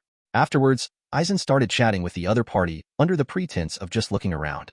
A few minutes later, Eisen paid for a copy of the Encyclopedia Britannica. "By the way, boss, do you know what the black shop next door sells?" When leaving, Eisen asked casually, "A black store? Next door is a record store. How can there be a black store?" The other party was taken aback for a moment, and then looked at Eisen with a strange look. "Oh, I was wrong." Eisen looked like he remembered something, turned around and left quickly. Standing on the street outside again, Eisen clenched his fists subconsciously, with only one thought in his mind. It really seems to be the Leaky Cauldron. In other words, currently the best app for reading and listening to books. Yegwa reading, Yegwa do install the latest version. After pondering for a while, Eisen still felt that he had to go in to make sure. If it was the Leaky Cauldron, then he also wanted to see if he could enter Diagon Alley. Of course, Eisen was still a little depressed when he learned that this was Harry Potter's world. Because he was 18 years old this year, it was impossible for him to enter Hogwarts School of Witchcraft and Wizardry to study magic at such an age. Thinking of this, Eisen was filled with resentment again. Why didn't Goldfinger appear when he was 11 years old to help him awaken his magic power? But now that it was like this, he had to go to Diagon Alley anyway, buy a wand of his own, and then buy some magic books. Because at this moment, Eisen already figured out that the magical power he awakened was indeed used to chant spells and cast spells. Therefore, self-taught magic has become Eisen's primary goal at the moment. But is it really okay to just go in like this? Eisen looked down at the slightly formal attire he was wearing for work, and the thought crossed his mind. However, when he saw the Encyclopedia Britannica he had just bought in his hand, a smile appeared on his face. "Well, yes, I can pretend to be a wizard who studies muggle life and social habits." Afterwards, Eisen stepped forward and pushed open the wooden door of the Leaky Cauldron and walked in. In an instant, Eisen felt as if he had changed into a different world, separated from the outside world into two worlds. The inside of the bar is extremely dark. There is a bar counter inside, and there are several tables scattered around it, some of which are hidden in the shadows. Candles lit some of the tables, lending some light to the dimly lit bar. Of course, the most eye-catching are some old men and old women in robes. It can be seen that they are all wizards. That's right, the Leaky Cauldron. Seeing this scene, Eisen was sure at once. Behind the bar is an old man with almost bare hair who looks like a nutcracker. Presumably, this is Tom, the owner of the Leaky Cauldron. Seeing a young guy coming in suddenly, some wizards didn't take it seriously, and a few people put their eyes on Eisen, as if they were examining him. "Well, when I was researching a very interesting spell recently, the wand was accidentally damaged, so I can only go to Diagon Alley to buy a new one." At this time, Eisen's mind was full of after turning around 1,000 times. He shrugged his shoulders and said the reason he had made up long ago. "And try your best not to reveal your flaws." Maybe it was because Eisen was acting normal enough, or maybe it was because the owner of the hotel didn't bother to dig deeper, so the other party just nodded and motioned for Eisen to follow. Across the bar, Eisen followed the hotel owner to a small patio surrounded by walls. Except for some weeds, there is only one trash can inside. Count 3 pieces to the top of the trash can, then count 2 pieces horizontally, and knock 3 times. Watching the action of the hotel owner taking out his wand and hitting the wall tiles, Eisen murmured silently in his heart at the same time. Then, the bricks on the wall began to move, and a small hole appeared in the middle, and then the hole expanded rapidly. In the blink of an eye, a road appeared before Eisen's eyes. That's right, this is the famous Diagon Alley in the wizarding world. "Okay, young man, I hope you will be more careful next time you study spells." The bar owner gave Eisen a piece of advice. "Yes, sir, I must pay attention. Eisen nodded with a smile, and then formally stepped into Diagon Alley. Looking back, Eisen found that the original place had become a wall again. Magic is amazing enough. Although Eisen didn't have much expression on his face, he couldn't stop the wonder in his heart. At a glance, the narrow streets are full of shopping and people coming and going. Since this time period is the time when new students from Hogwarts School of Witchcraft and Witchcraft enter school, the whole street is very lively. An owl shop, a broomstick shop, a shop selling all kinds of quirky silverware and more. Rao Eisen has already prepared a little mentally, and also feels dazzled. This is the world of wizards, the wonderful life of wizards. Here I come. With a roar in his heart, Eisen finally showed an exaggerated smile on his face. However, the top priority is to exchange some galleons, otherwise, nothing can be bought. Walking forward with the flow of people, within a few minutes, Eisen came to the bottom of a white building, which was particularly eye-catching compared with the surrounding shops. That's right, this is the Wizard's Bank, Gringotts. Obviously, for Eisen, who is new to the wizarding world, he can only come here if he wants to exchange money. After passing through the bronze gate, Eisen saw the figure of a rather ugly creature, the Goblin of Gringotts. In fact, it was hard for Eisen to understand that such an ugly monster would be given such an excellent name as Fairy. Then Eisen came to the second silver door with some warning signs engraved on it. After entering, I came to a marble hall, with a row of long counters on both sides, and 100 goblins standing on the high stools behind, each busy with their own affairs. Hello, I want to exchange 200 galleons. Eisen went straight to a counter and took out £1,000. That's right, exchanging British pounds for galleons is a necessary process. As for why you don't exchange more, it is because there is a limit to exchanging British pounds for gold galleons. Therefore, the elf in front of him didn't say anything about Eisen's request. In fact, Eisen still has some doubts in his heart, that is, whether Gringotts will exchange the wild wizard, himself, with unknown origins for galleons. If it was only exchanged for young wizards who had just entered the wizarding world, then Eisen would have to find a more normal reason. For example, I have been living in the Muggle society for the past few years to conduct Muggle research, and now I plan to study magic and so on. But fortunately, the other party didn't follow up. After the 200 galleons were exchanged, Eisen left Gringotts. Chapter 3: The Characteristics of the Wand. Now that the money has been exchanged, the next priority is of course to buy a wand that suits him. No way, whenever Eisen remembered that wizards in the world of Harry Potter needed wands to cast spells, he couldn't stop complaining. For any wizard, the wand is pretty much everything. Without a wand, the wizard is basically doomed. Recommended, Yegwa reading and chasing books is really easy to use. Download Yegwa here, everyone can try it soon. Even if some powerful wizards like Dumbledore and Voldemort can cast spells silently and without wands, it's just that they are more powerful. Otherwise, the wizarding world would not have developed a sufficiently targeted disarming spell. Therefore, no matter what Eisen decides, the wand is a must-buy. So, Eisen shuttled through the crowd again. Along the way, Eisen saw the Yila Owl store, the Magic Joke store, and the Lehan bookstore. In addition, there are Quidditch boutiques, Mrs. Malkin's robe shop, second-hand robe shop, and so on. Eisen knew that everything in front of him was so novel, and everything had a charm that fascinated him. However, Eisen knew what his current task was, so he didn't stop to watch, but walked directly towards Ollivander's wand shop. For this shop that sells wands, Eisen's past life can be described as a deep memory, because it is likely to be the only store with a Millennium brand in the wizarding world, and little wizards like Harry Potter, Hermione Granger, etc., will choose here if they want to buy wands after entering school. However, if Eisen were to go to Ollivander's wand shop to buy a wand, there would likely be a twist. This is also a place of concern. When he entered Diagon Alley from the Leaky Cauldron before, he could tell the bar owner that the wand was damaged by researching a spell, but if he wanted to buy a new wand for this reason at the Ollivander wand store, he might not be able to do so. What's the matter? Because in the memory of Eisen's previous life, the owner of Ollivander's wand shop was an old man with a very exaggerated memory. When the little wizard entered school, he remembered exactly what wand the other party's father had used. However, a Muggle-born wizard like Hermione didn't have that trouble. That being the case, it would make sense for him, a wild wizard who had lived in a foreign country for several years, not to buy wands locally, but to come to London to buy wands from the master wand maker Ollivander. After thinking about such thoughts in his mind, Eisen had a score in his heart. But when it comes to wands, Eisen is still curious about the settings of wands in this world, that is, whether there are so-called traces in the wand. The setting of Zongxi in the original article is aimed at wizards under the age of 17. As long as the other party casts a spell, they will be detected. However, if there are adult wizards around when the young wizard casts a spell, then the Ministry of Magic can only detect that the magic has been cast, but it cannot find out who is casting the spell. Just looking at this intuitive conclusion, it is certain that Zongxi is not on the wand. Otherwise, why would the young wizard not be found while reciting spells and casting spells beside the adult wizard? Therefore, in Eisen's view, the so-called trace silk should be a scope detection magic. However, this is not a problem for Eisen. After all, he is 18 years old. This is a dilapidated and small shop. The signboard on the door has been peeled off, and there is a line of large characters written on the side. Ollivander. Excellent wand making since 382 BC. There is a magic wand on the cushion in the window, which looks mysterious. Pushing open the door and entering, Eisen found nothing in the store except a bench. The two sides are like bookshelves, but they are densely packed with long strips of paper boxes. If you look at it roughly, there must be at least thousands of them. Eisen knew it was full of wands.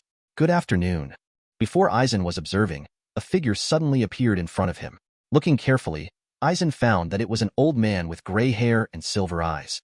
Obviously, this is Garrick Ollivander, the owner of the wand shop. Hello, Mr. Ollivander. My old wand is broken and I want to buy a new one. Eisen had a faint smile on his face, at least trying to give a seemingly harmless gesture. If I remember correctly, you haven't bought a wand for me, have you? The old man showed a look of inquiry, but judging from his tone, he was very sure. Oh, yes, Mr. Ollivander, you know, I've been living and doing research in the Muggle world for a year. But recently my wand broke due to resistance to casting spells. So I want to ask Mr. Ollivander buy a good enough wand. Eisen took the opportunity to say what he had already thought up and praised the other party calmly. So that's how it is. Ollivander's face showed a dazed expression after learning about the experience that Eisen made up, and then he continued proudly, of course, the wands sold by Ollivander are all high-quality goods. Wand. While talking, Ollivander pondered for a while, then groped from the shelf and took out a cardboard box, took out one of the wands, and handed it to Eisen. Well, how about trying this wand? Excellent combination. Ash, unicorn hair, 12 inches. The scene in front of him made Eisen a little puzzled. Why didn't he measure his height, arms, and other data? However, he quickly took the wand with his right hand. The moment he took the wand, a strange sense of comfort rippled through his body. The whole wand seemed to be a part of his body, and even the little bit of magic power in his body circulated smoothly throughout his body.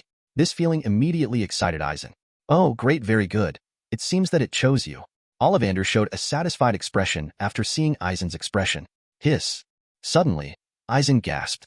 It turned out that just when he was about to inquire about the price, a virtual screen suddenly appeared in front of his eyes.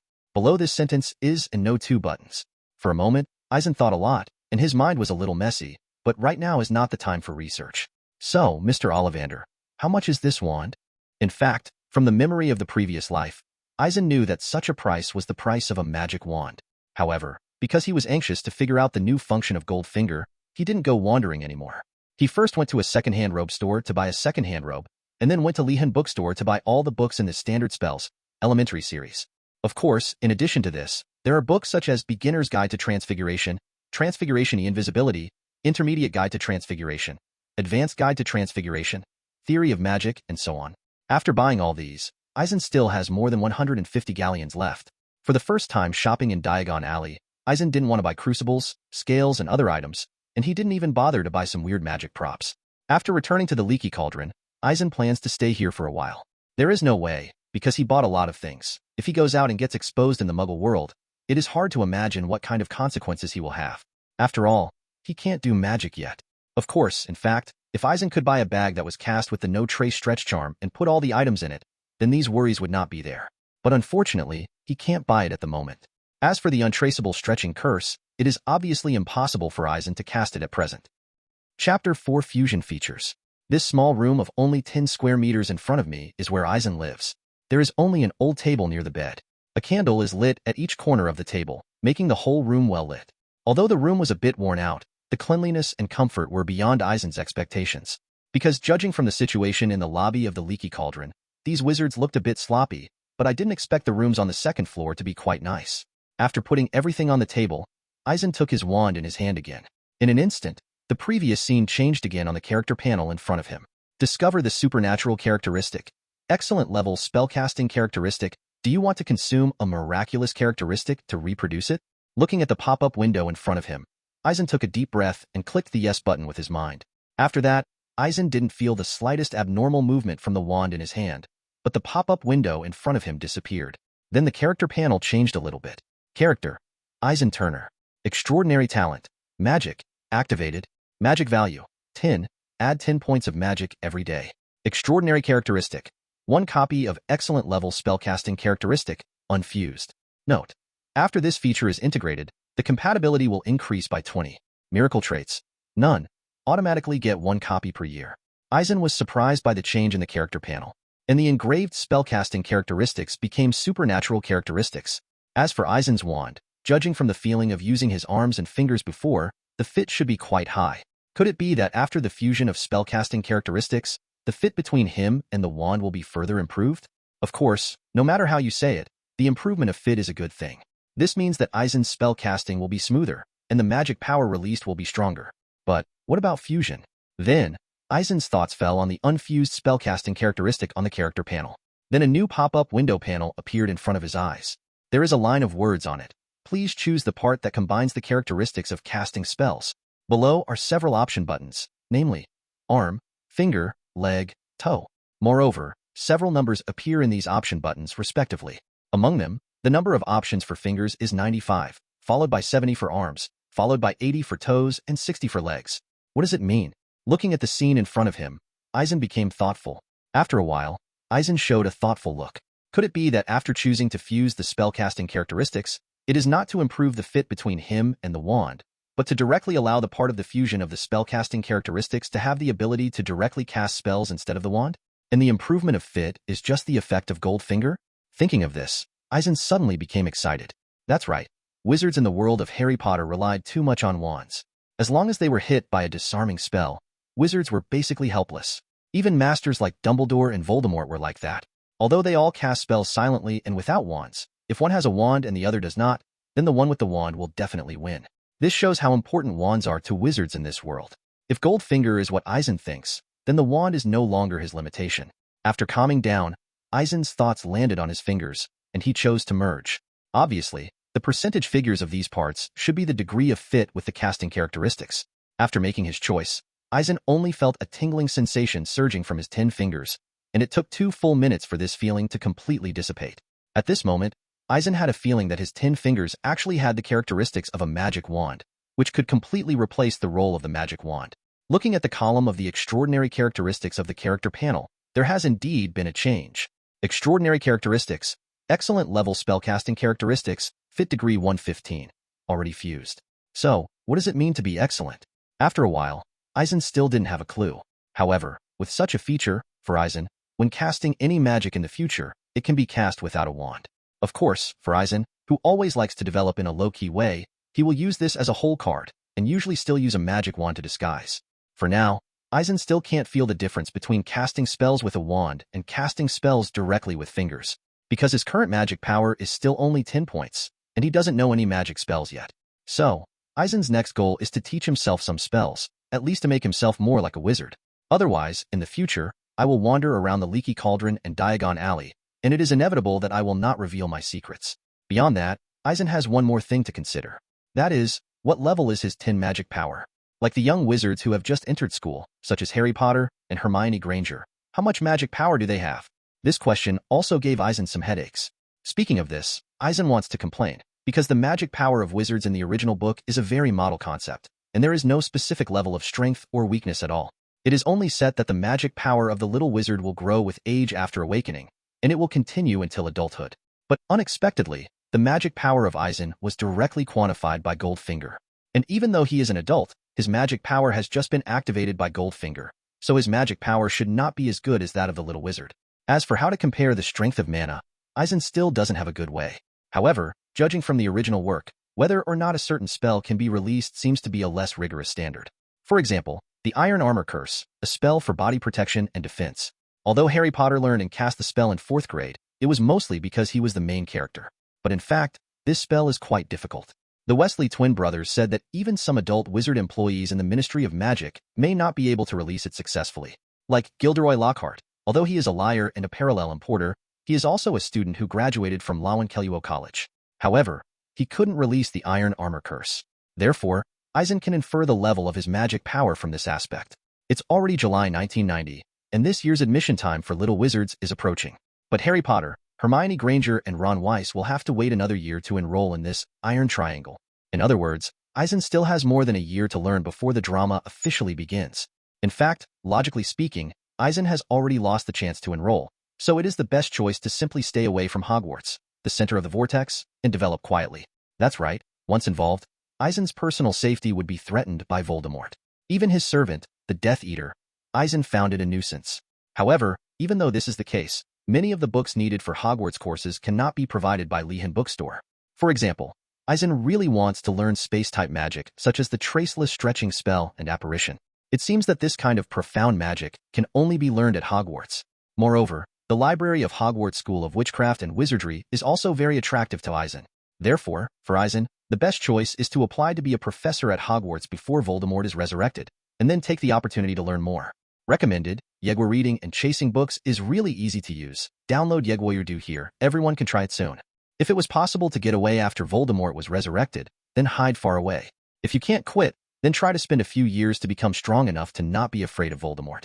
Obviously, with Goldfinger, Eisen should have no problem achieving this level.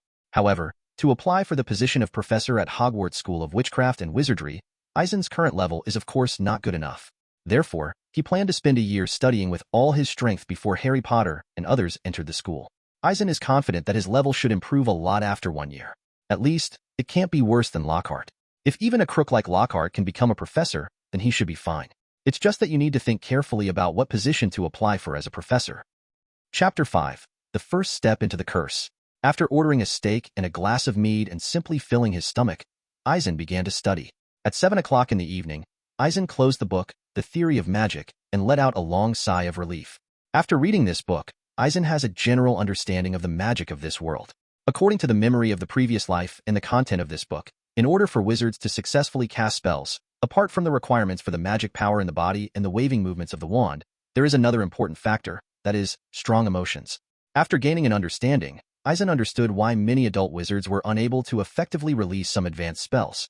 Because in Eisen's view, it is more difficult for wizards in this world to cast spells. For example, when Professor Flitwick of Hogwarts was teaching the levitation spell to little wizards. In the spell, Wingardium Leviosa, the sound of plus should be pronounced longer and clearer. It's not just that the spell is correct, but there are also strict requirements on the movement of the little wizards to wave their wands, that is, wave and shake. With these prerequisites, the wizard's emotions must be mobilized, and then the magic can be released. The mobilization of emotions is best reflected in the Unforgivable Curse and the Patronus Curse. To cast the Unforgivable Curse, one must mobilize strong malice towards the target from the depths of one's heart, and this malice is clearly intended to kill the target. Only with this level of malice can the power of the Unforgivable Curse be exerted. As for the Patronus Charm, you need to mobilize extremely positive emotions to release it. And when little wizards learn the Patronus Charm, they are asked to recall the happiest thing when casting this spell, because this is indeed the best way to mobilize positive emotions. Of course, Eisen still has some guesses about this point, that is, the emotional mobilization required to cast magic should be just an expression of inner will. The inner will is mobilized through the emotions, and then the wand and magic power are combined to unleash the magic. As for why he guessed so, it was because of the little wizard's performance after the magic riot. Take Harry Potter as an example. Before he entered Hogwarts, he would not be able to perform magic, but he could make the glass of the zoo disappear. Obviously, the magic power in his body felt his own strong will, and was directly mobilized to cast a magic that made the glass disappear temporarily. As for the process of the little wizard learning spells step by step strictly according to the requirements, in Eisen's view, it is very likely that it is a system that Hogwarts School has sorted out long ago. This can help the little wizard to control his magic power step by step.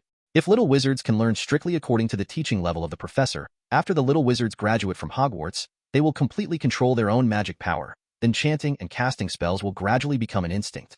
In this way, it may be easier and more casual for them to recite and cast spells after graduation. There's also no wand-waving motion requirement, or even a spell requirement.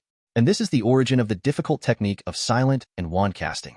It's just that the skill of casting spells silently and without a staff is really difficult, and almost few adult wizards can do it. Of course, in Eisen's view, this is because they didn't learn deeply enough when they were studying in school. Strong characters like Dumbledore, Voldemort, etc. are obviously strong enough.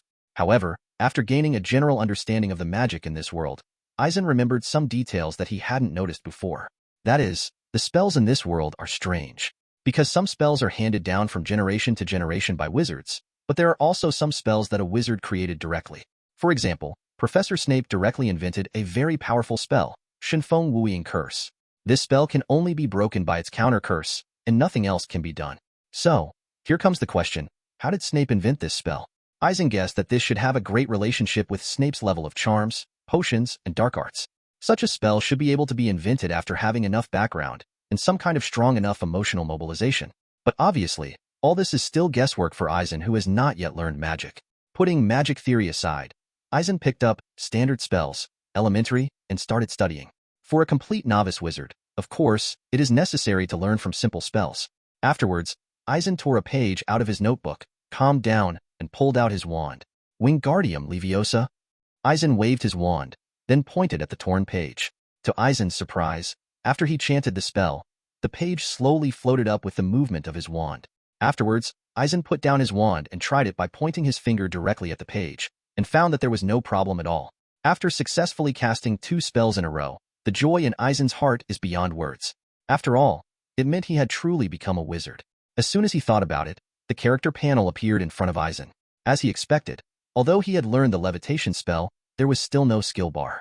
Now, Eisen gave up, because the skills he knew would not be reflected on the character panel. However, when Eisen's eyes fell on the column of magic power, he still showed a puzzled expression. He found that 10 points of mana was still 10 points, and after practicing the levitation spell twice, his mana was not consumed at all.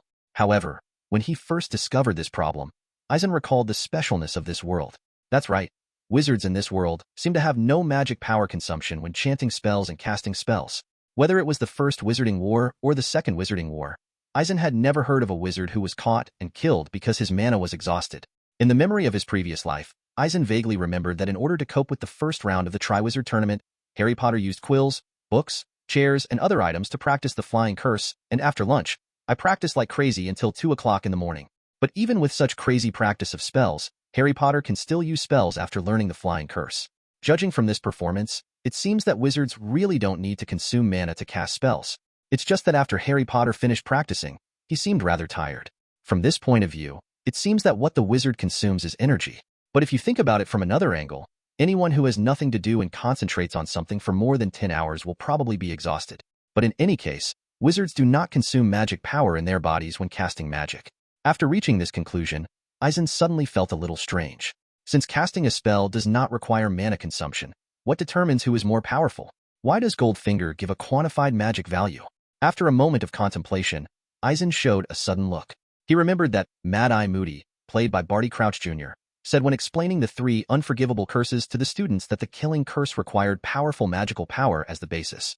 To be honest, I have been using Yegwa to read and read books recently, changed sources, and read aloud with many timbers. Yegwa Udo Android and Apple are all available.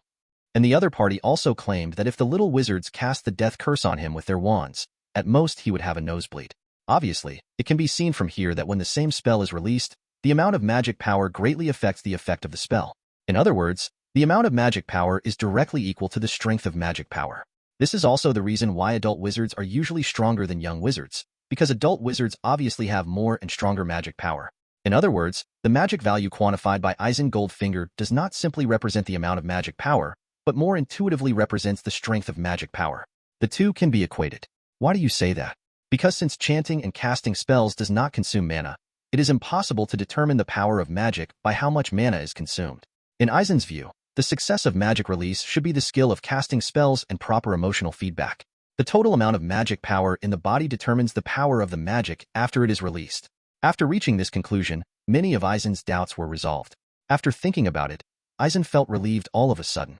Because his magic power can increase by 10 points every day, which means that the strength of his magic power will also increase every day.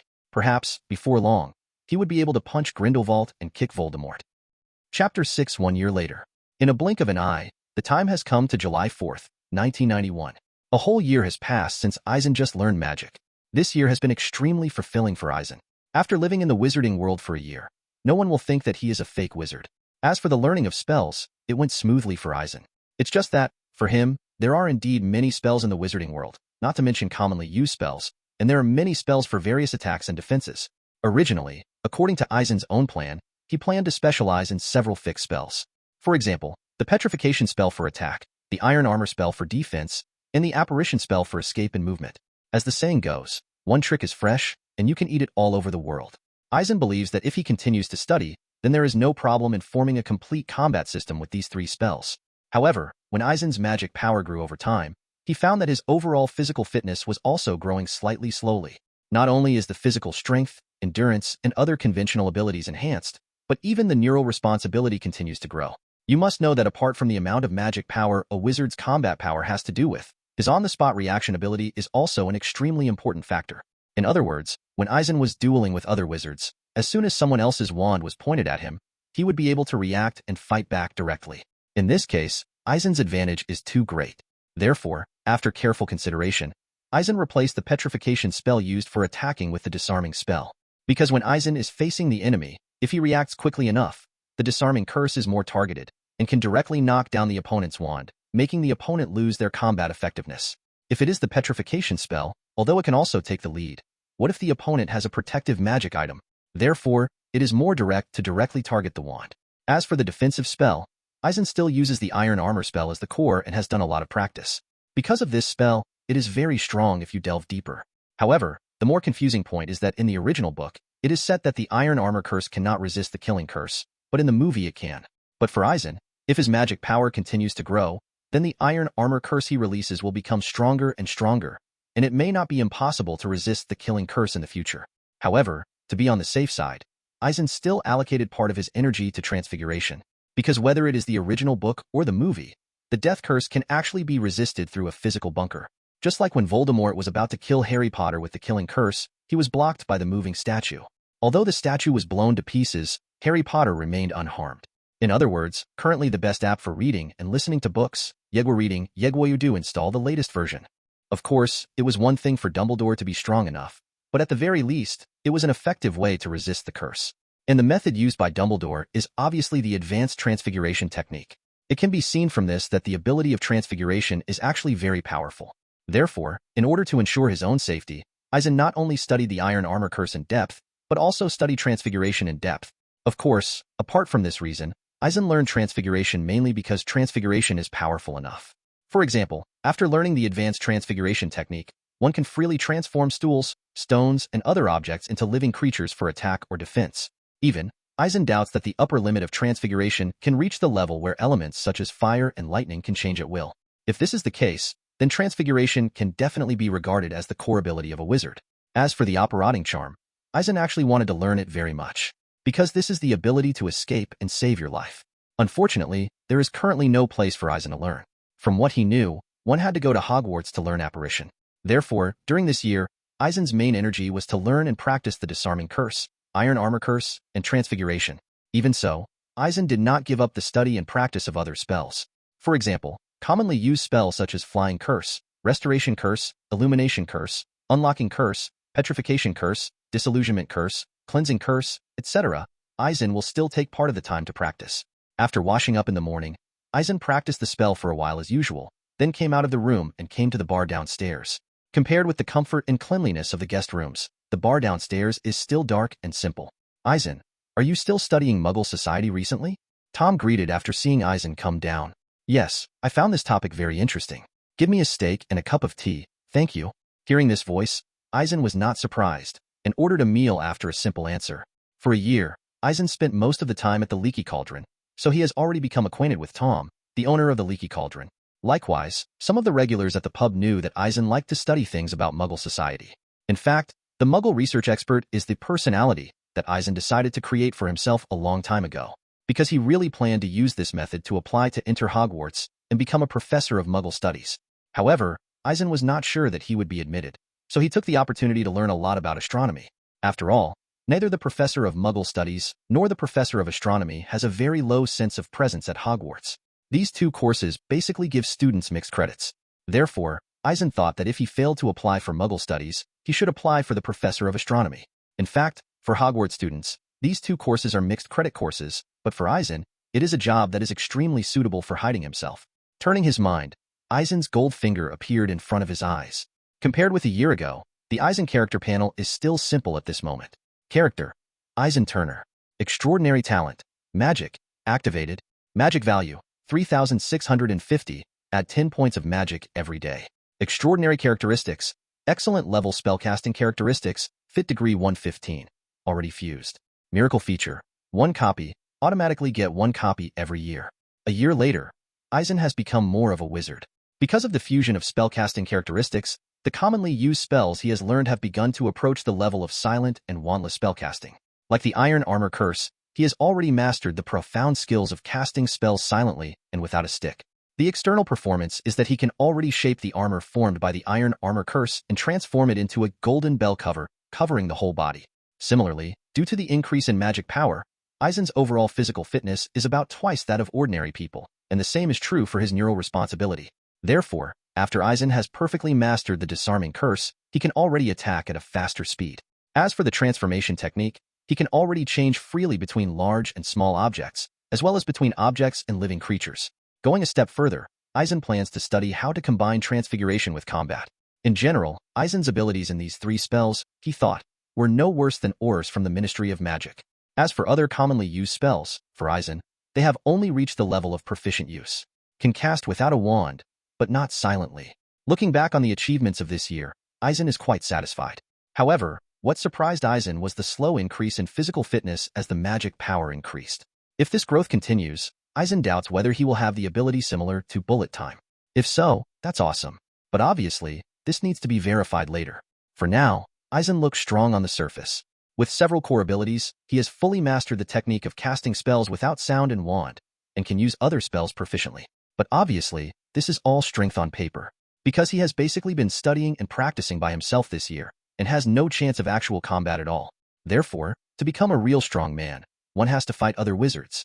From this point of view, only by being slightly involved in the next vortex at Hogwarts can we have enough fighting chances.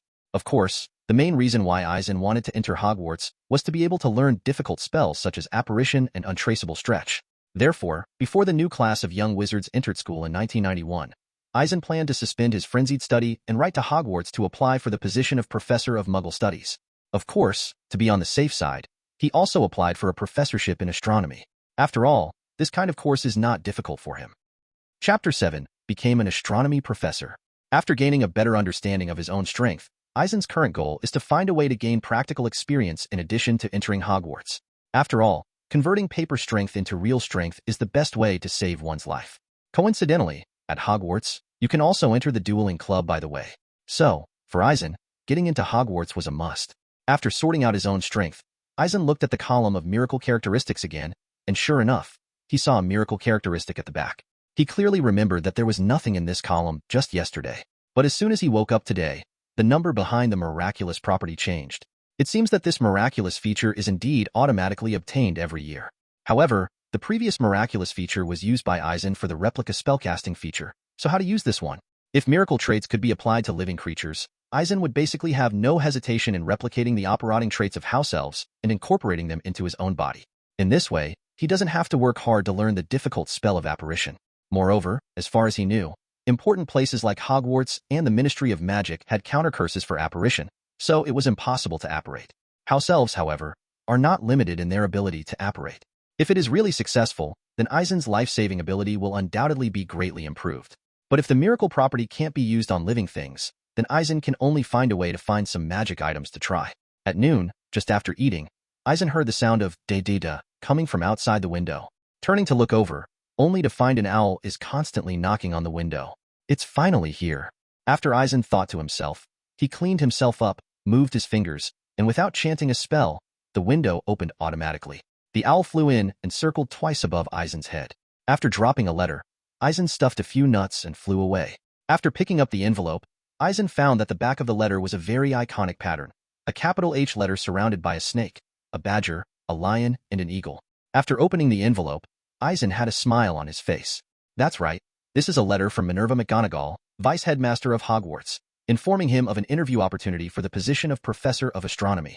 To Eisen's surprise, he prepared for so long, thinking that he would be able to apply for the position of Professor of Muggle Studies, but unexpectedly he was a Professor of Astronomy. However, for Eisen, astronomy class should not be a problem. After all, in the memories of previous lives, although Hogwarts astronomy class was a compulsory course, it really didn't have much sense of existence. However, Eisen is quite satisfied with the result. Because his main purpose of entering Hogwarts was not really intending to do his best to be a professor, but to take the opportunity to learn what he wanted to learn and make himself stronger. The envelope stated that Eisen needed to be at the Hogwarts Vice Headmaster's office by flu at 9 a.m. on July 15th for an interview. At 9 o'clock this morning, Eisen had already dressed himself very smartly. In the fireplace of the guest room, after throwing a handful of flu powder and shouting, "Hogwarts Deputy Headmaster's Office," a green flame rose from his body and then disappeared. In the Hogwarts vice principal's office, Professor McGonagall looked at the documents in his hand with a serious face. As we all know, Professor McGonagall is the most severe of all the professors at Hogwarts. Pong. With a flash of green light in the fireplace, a young, energetic boy came out. You are Professor McGonagall. Hello, I am Eisen, and I am here to apply for the post of Professor of Astronomy. As soon as the scene changed, Eisen knew that he had arrived at the Hogwarts vice principal's office. Afterwards, he smiled and tried to be as polite as possible. Hello, Mr. Eisen. Please sit down. Perhaps it was the usual teaching style. When Professor McGonagall faced Eisen, he still looked expressionless. While stretching out his hand to signal Eisen to please sit down, a teacup on the table fell to the ground and transformed into a chair. Without chanting spells or using a magic wand, Eisen's transfiguration can currently do this level of transfiguration. However, this is not necessarily the full strength of Professor McGonagall. Watching this scene, Eisen sat down calmly, but had a rough estimate of his own strength in his heart. So, could you please tell us your views on astronomy class? Professor McGonagall began to question Eisen. Well, okay, Professor McGonagall, I think that for the little wizards who enter Hogwarts to study, astronomy really can't make them stronger, and it can't make them better master their magic power. After the interview started, Eisen directly named his point of view. Then, why does the little wizard take astronomy class? Mr. Eisen. Professor McGonagall finally showed a curious look on his face. In my opinion, learning astronomy can indeed help young wizards learn divination more smoothly. But there is another point, which I think should be more critical. When Professor McGonagall nodded, Eisen continued, more importantly, it can make the little wizards know how to be in awe. Awed. There was a scrutiny in Professor McGonagall's eyes. Yes, Professor McGonagall. You know, I have lived in Muggle society for a long time. After studying Muggle society in depth, I found that most wizards think that they are superior and look down on Muggles. Because they will magic, so also become fearless. This situation is obviously not advisable. Eisen expressed his point of view. Then, learning astronomy can make young wizards feel awe? Professor McGonagall seemed to be touched. Yes, that's right. I am also a wizard. I know that magic is amazing, a power beyond the imagination of Muggles, but obviously, we are not great, especially after studying astronomy and understanding the universe deeply. I found out that this is true. Therefore, I hope to be a professor of astronomy, so that young wizards can learn what it means to be awed. Only when you know how to be in awe will you become more mature. Similarly, their exploration of magic may also become more cautious. I think this mentality is very important for little wizards. Although starting from this aspect, Eisen is still not entirely sure whether he can convince Professor McGonagall. Okay, Mr. Eisen, I have understood your thoughts. Then, come with me. Judging from the way Professor McGonagall nodded, Eisen should have passed this level. Then, he followed Professor McGonagall out of the office, walked through a long passage, and entered the principal's office. Eisen knew that Dumbledore was currently the most powerful white wizard in the world, and Eisen could not speculate on his level of transfiguration. The office is full of various books and alchemy products, and the walls are hung with portraits of the principals of Hogwarts School of Witchcraft and Wizardry. A phoenix next to the table is taking a nap. The phoenix appeared in the form of an ugly turkey, and Eisen was full of resentment, feeling that the word phoenix had been tarnished. Ah, hello, a young wizard. The portraits hanging on the wall seemed to wake up suddenly, and one of them greeted them in a slightly exaggerated tone as if they were familiar. Although he knew that this was the former principal, Eisen didn't know who he was, so he just saluted and looked at the old man with a pair of glasses and a beard that stretched to his chest. So, Professor McGonagall, do you think Mr. Eisen Turner can be a professor of astronomy? Dumbledore looked at the energetic young wizard, and then asked Professor McGonagall. Yes, Professor Dumbledore, I think Eisen's idea is very good. If he teaches little wizards, there should be no problem. Obviously, Professor McGonagall thinks there is no problem with Eisen's performance. Well, it just so happens that Professor Aurora has left. Dumbledore nodded, then looked at Eisen. Then, would you like to teach astronomy? Yes, I do, Professor Dumbledore. The matter was finalized, and Eisen finally showed a happy look. After coming out of the principal's office, Eisen finally breathed a sigh of relief. Apart from teaching astronomy to little wizards, Eisen will study more in depth. Then, congratulations, it's time to call you Professor Eisen. Professor McGonagall, who came out a step behind, congratulated Eisen. Thank you, Professor McGonagall. Eisen didn't take the position of Professor of Astronomy seriously. As for teaching the little wizards, it was just taking them to observe planets and stars in the astronomy tower. If possible, he can mix some of his private work into the classroom and tell it. In other words, currently the best app for reading and listening to books, Yegwa Reading, Yegwa You Do install the latest version. After all, he had learned from Professor McGonagall that there was only one astronomy class every Wednesday night. Chapter 8 Meeting Harry for the first time. However, After becoming the professor of astronomy at Hogwarts, Eisen did not leave in a hurry, but made a request to visit the entire Hogwarts. This simple requirement is not a problem for a professor. Still, Professor McGonagall raised some caveats. For example, some areas in the Forbidden Forest are very dangerous, and Eisen needs to pay attention to them. Of course Eisen knew about this, and he didn't have nothing to do, so he went to the Forbidden Forest to find something. Hogwarts Castle has a very long history, because it is surrounded by a lot of spells, so in the eyes of Muggles, it is just a dilapidated ruin. But as he wandered around, Eisen still felt he had underestimated the castle's intricacies. While Eisen was visiting the classrooms of various subjects, Professor McGonagall returned to the principal's office. "Professor Dumbledore, is it really okay for Eisen to be the professor of astronomy?" Professor McGonagall returned to his usual look. "Of course, but don't you think he's a good fit?" Dumbledore obviously didn't care about this, but he still looked strange, as if Professor McGonagall didn't agree just now. Yes, he is indeed quite suitable, but his background? Judging from the interview situation, Professor McGonagall felt that Eisen was really good, but she still had some concerns. "To be honest, I have been using Yegwa to read and read books recently, changed sources, and read aloud with many timbers. Yegwa Udo Android and Apple are all available." A Muggle wizard who popped up in the leaky cauldron a year ago? That's nothing, Professor McGonagall, especially since this is Hogwarts. For Dumbledore, Eisen's origins were not an issue at all. Well, then, Harry is going to enroll this year? Seeing what Dumbledore said, Professor McGonagall stopped asking, but mentioned the boy again. Speaking of this, an inexplicable expression appeared on her face. "Yes, don't worry, Professor McGonagall. I've asked Hagrid to pay attention to Harry." Dumbledore's tone seemed to be lighter when he mentioned Harry Potter. Eisen didn't know that Dumbledore and McGonagall were talking about his origins, but Eisen didn't care much now, because he didn't have any bad thoughts about Hogwarts, and he didn't have the idea of making troubles, so even if his origins were completely exposed, it wouldn't be a big deal. After a brief tour of Hogwarts Castle, Eisen left. After all, there are still 2 months before the little wizard enters school, and he really needs to prepare in advance. In fact, for Eisen, he has become a professor at Hogwarts School of Witchcraft and Wizardry, so his next goal is relatively clear. First of all, house elves are easily accessible in the Hogwarts kitchens, and it is necessary to determine whether the miracle ability can be used on them. After solving the problem of miracle characteristics, it is necessary to find a way to learn difficult spells such as the apparition spell and the traceless stretching spell. Even if Eisen doesn't learn black magic like the unforgivable curse, he still needs to learn about it. As for the advanced skills in transfiguration, animagus transfiguration, although Eisen wanted to learn it very much, after careful consideration, he decided to give up.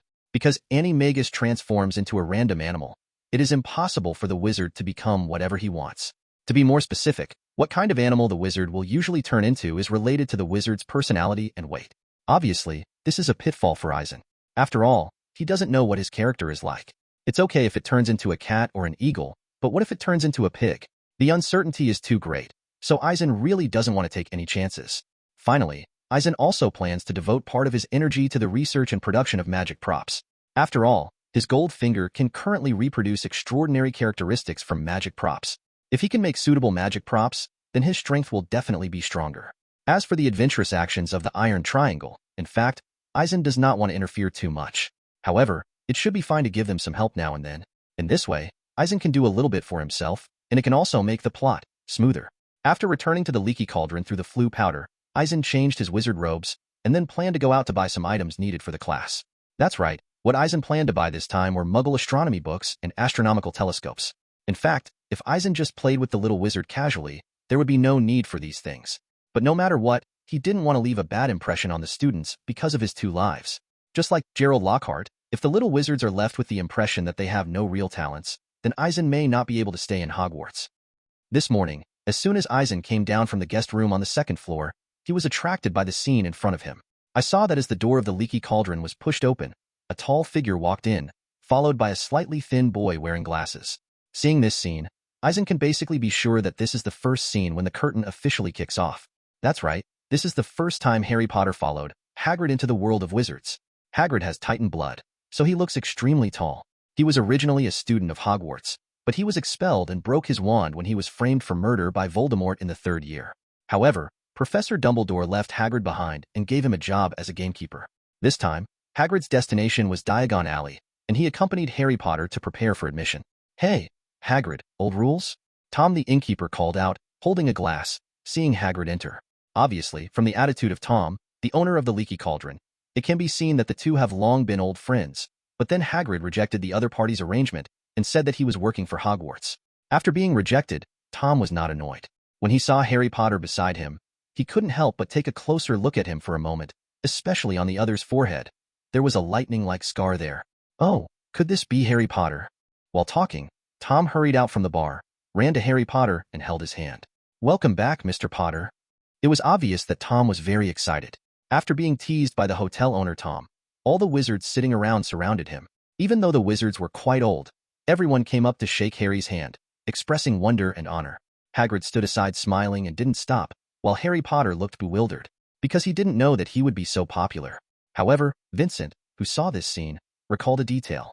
Afterwards, he carefully observed the wizard at the scene, and as expected, he saw a pale young man with a turban wrapped around his head. Professor Quirrell. Hagrid greeted the young man. Sure enough, this is Professor Quirrell from Hogwarts. But ironically, although he taught defense against the dark arts, he was possessed by Voldemort, the Dark Lord. Therefore, Eisen did not rush forward to join in the fun. After waiting for about 10 minutes, Harry Potter and Hagrid finally broke free from the entanglement, and Eisen followed the two to the small patio behind without making a fuss. Before Hagrid could do anything, he saw Eisen following him. I know you, Hagrid. I'm Eisen Turner, the new professor of astronomy at Hogwarts, and I'm planning to buy a telescope. Before the other party could speak, Eisen introduced himself first. Oh, Professor Eisen. I'm Hagrid. I'm the key keeper of Hogwarts, the hunting ground guard. This is Harry Potter. Sure enough, after hearing Eisen's self-introduction, Hagrid let down his guard. Then I introduced Harry Potter. Harry, welcome to Diagon Alley. Hearing Hagrid's introduction, Eisen first tapped the bricks with his wand to open the passage leading to Diagon Alley, then nodded to the little boy, a gesture of welcome. Thank you, Professor Eisen. Maybe it was because of being surrounded by people for too long. When Harry Potter said this, Eisen always felt that he was a little silly. Then, I have something else to do. See you after I enroll. Eisen didn't bother too much, so he left with an excuse. That's right, Eisen thinks it's enough just to meet and get to know each other, and there's no need to talk too much to each other. Besides, he did want to buy something. Chapter 9 Extraordinary Features and Magic Items. When buying an astronomical telescope earlier, Eisen suddenly thought that there is also a kind of telescope in the wizarding world. For example, a brass telescope is sold at the Wiserack Magic Supply Store. However, compared with the telescopes in the Muggle world, the brass telescopes are magical. Not only can they see things that Muggle telescopes cannot see, but they can also be folded at will. Coincidentally, Eisen still has a miracle characteristic, so I plan to buy a brass telescope and try to reproduce the characteristic. After all, although a brass telescope is not the same thing as a wand, they are both magical props. Later, Eisen bought a new brass telescope for 5 galleons. According to the owner, the brass telescope is enchanted, so it can ignore the interference of atmospheric clouds and directly see the surface of the moon. When Eisen took the brass binoculars in his hands, a bullet frame was unsurprisingly displayed in front of him. Is it necessary to consume a miraculous feature to reproduce it after discovering the supernatural feature, the excellent line of sight enhancement feature? Seeing such a result, Eisen already had various guesses in his mind. The line of sight enhancement feature, as can be seen from the name, should be a feature that allows people to see far away. In Eisen's view, this feature should be integrated into the eye part so that it can see far and far. For example, seeing directly on the moon? But after pondering for a while, Eisen felt that it was impossible. Because, if you can directly see the moon after incorporating the line of sight enhancement feature, it would be a bit abnormal. Moreover, he is not sure whether the line of sight enhancement feature has the effect of ignoring clouds and atmospheric interference of the brass telescope. Some people may say that in the world of wizards, seeing far seems useless. Thinking about it carefully, it seems that this is really the case. Because seeing far away has nothing to do with whether the wizard can fight or not. Whether it is fighting or fleeing, it is the same. Could it be that if you look far away, you can kill the enemy with a spell from 800 miles away? Obviously impossible. In this case, isn't the line of sight enhancement feature tasteless? That's true, but in Eisen's view, enhanced line of sight paired with apparition can be very powerful. One must know that in the world of Harry Potter, apparition is a magical method capable of teleportation. And to apparate to a certain place, you have to be very familiar with a certain place. Otherwise, the danger of apparating would be greatly increased if only viewed through photographs. But if you can see the destination directly, wouldn't it be much more convenient? For example, Eisen looks directly at the moon to apparate in a critical moment. Although it seems outrageous on the surface, it is completely possible in theory. However, even if Eisen could really do it, he probably wouldn't have the guts to risk his life. After all, such outrageous behavior is indeed dangerous enough. So, should we replicate this feature? Originally, he planned to wait for a period of time after entering Hogwarts to formally teach. and then try to find a house elf. But I didn't expect the second feature that can be reproduced to appear so soon. Thinking of this, Eisen still put away the brass telescope. It's not that I gave up the line of sight enhancement feature, but I'm going to go to the Hogwarts kitchen and find a house elf to do an experiment. Afterwards, Eisen went to Hogwarts. However, after tossing for half an hour, he had to appear in Diagon Alley again. No way, even though he had a miraculous trait, he found that there was really no way to extract any traits from the house elf. It seems that we can only find a solution from the magic props. Regarding this, Eisen could only sigh. Wow, this is the latest Nimbus 2000. Just as Eisen was wandering around and was about to leave, a voice suddenly entered his ears. Turning around, Eisen realized that it was a few young wizards watching the broomsticks. However, Eisen's face became weird immediately, because it suddenly occurred to him that the broomstick is also a magic prop, and it is a prop with the ability to fly. In this way, wouldn't the miracle characteristic be able to reproduce the flying ability? At the moment, regardless of other people's strange gazes, Eisen went in and stroked the Nimbus 2000. As a result, Goldfinger also really prompted Eisen to discover the flight characteristics of the elite class. Suddenly, Eisen's mind opened up. Yes, when he considered the line of sight enhancement feature of the brass telescope earlier, he also considered a fatal shortcoming. The disadvantage is that there is no way to see through. Yep, viewing distance enhancement is not perspective. In this way, if you just want to stand on the ground to use the line of sight enhancement feature to observe distant destinations, and then use apparition to teleport, there is a limitation that the line of sight is blocked by buildings. Unless every time you fight, you run to a high place. But obviously, this is unlikely. Therefore, when fighting other wizards, if you want to use the line of sight enhancement feature to cooperate with apparition, unless you really run directly to the moon as he thought, otherwise the combination is really not so ideal. But if you have the ability to fly, you can fly directly away from the battlefield, and then observe from a high place to a distance. In this way, it should be much more convenient to use apparition. To give an extreme example, Eisen fights Voldemort, and if he loses, he can fly up immediately, and then escape with enhanced vision and apparition. Thinking of this, Eisen himself felt a little shocked, because he suddenly discovered that the miraculous features of Goldfinger are so powerful that it is like a plug-in. For example, Harry Potter's invisibility cloak can replicate the invisibility feature. The Philosopher's Stone can reproduce the characteristics of turning a stone into gold. As for whether the feature of immortality can be directly reproduced, Eisen is not sure. Because Nicole Flamel relies on the Philosopher's Stone to live forever, but only uses the immortality potion made by the Philosopher's Stone to achieve his goal. Therefore, Eisen is not sure that the Philosopher's Stone can reproduce the characteristics of immortality. Of course, if the time converter can reproduce the miracle characteristic, can it also reproduce the characteristic of traveling through time? Then, the invisibility cloak, resurrection stone, magic stone, etc., can all extract extraordinary characteristics. All of a sudden, Eisen had a feeling that if he could obtain one extraordinary characteristic every year, he would soon be invincible. Unfortunately, traits cannot be reproduced on living creatures. Otherwise, the house elf's ability to apparate, the Mandela's scream-to-death ability, the basilisk's ability to stare at others, the Dementor's ability to absorb positive emotions, and some degree of magic immunity, and so on and so forth. But it seems that there is no way to reproduce the bug-level abilities that Eisen thinks of. However, even if it can only reproduce the characteristics on magic items, Eisen is already in trouble. Because although he felt that the immortality of the Philosopher's Stone was unlikely to be reproduced, he still wanted to try it. Otherwise, the Philosopher's Stone would have been destroyed by Dumbledore in June 1992. Moreover, the more critical point is that there is only such a Sorcerer's Stone in the world. If Eisen reproduces traits from other magic items now, the next miracle trait will have to wait until July 1992 to recover. In other words, unless Eisen keeps this miracle characteristic on his body now, the Philosopher's Stone will be gone after the next miracle characteristic is restored.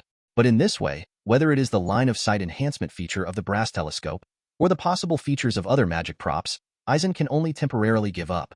And this choice is an extremely wasteful behavior for Eisen, who is eager to improve his strength. However, after thinking for a while, Eisen decided not to use this miraculous feature for the time being. Of course, there are two main considerations. The first one, of course, is not to miss the characteristics of the Philosopher's Stone. Even though the possibility of obtaining immortality is not great, it is the only way at present after all, so he doesn't want to give up. The book-chasing app recommended to me by an old book friend who has known me for 10 years, Yegwo Reading. It's really easy to use. I rely on reading and listening to books to pass the time while driving and before going to bed. You can download Yegwo Yudu here. On the other hand, Eisen felt that within a year, the dangers encountered at Hogwarts were extremely limited. After such calculations, Eisen felt that it would not matter much if the integration of features was delayed a year. After making such a decision, Eisen no longer struggled, and then returned to the leaky cauldron. Since I met Harry Potter and Hagrid, it was only about a month before Hogwarts started. In fact, during the interview, Eisen said that he wanted to let the little wizard know what awe is, but it was all nonsense.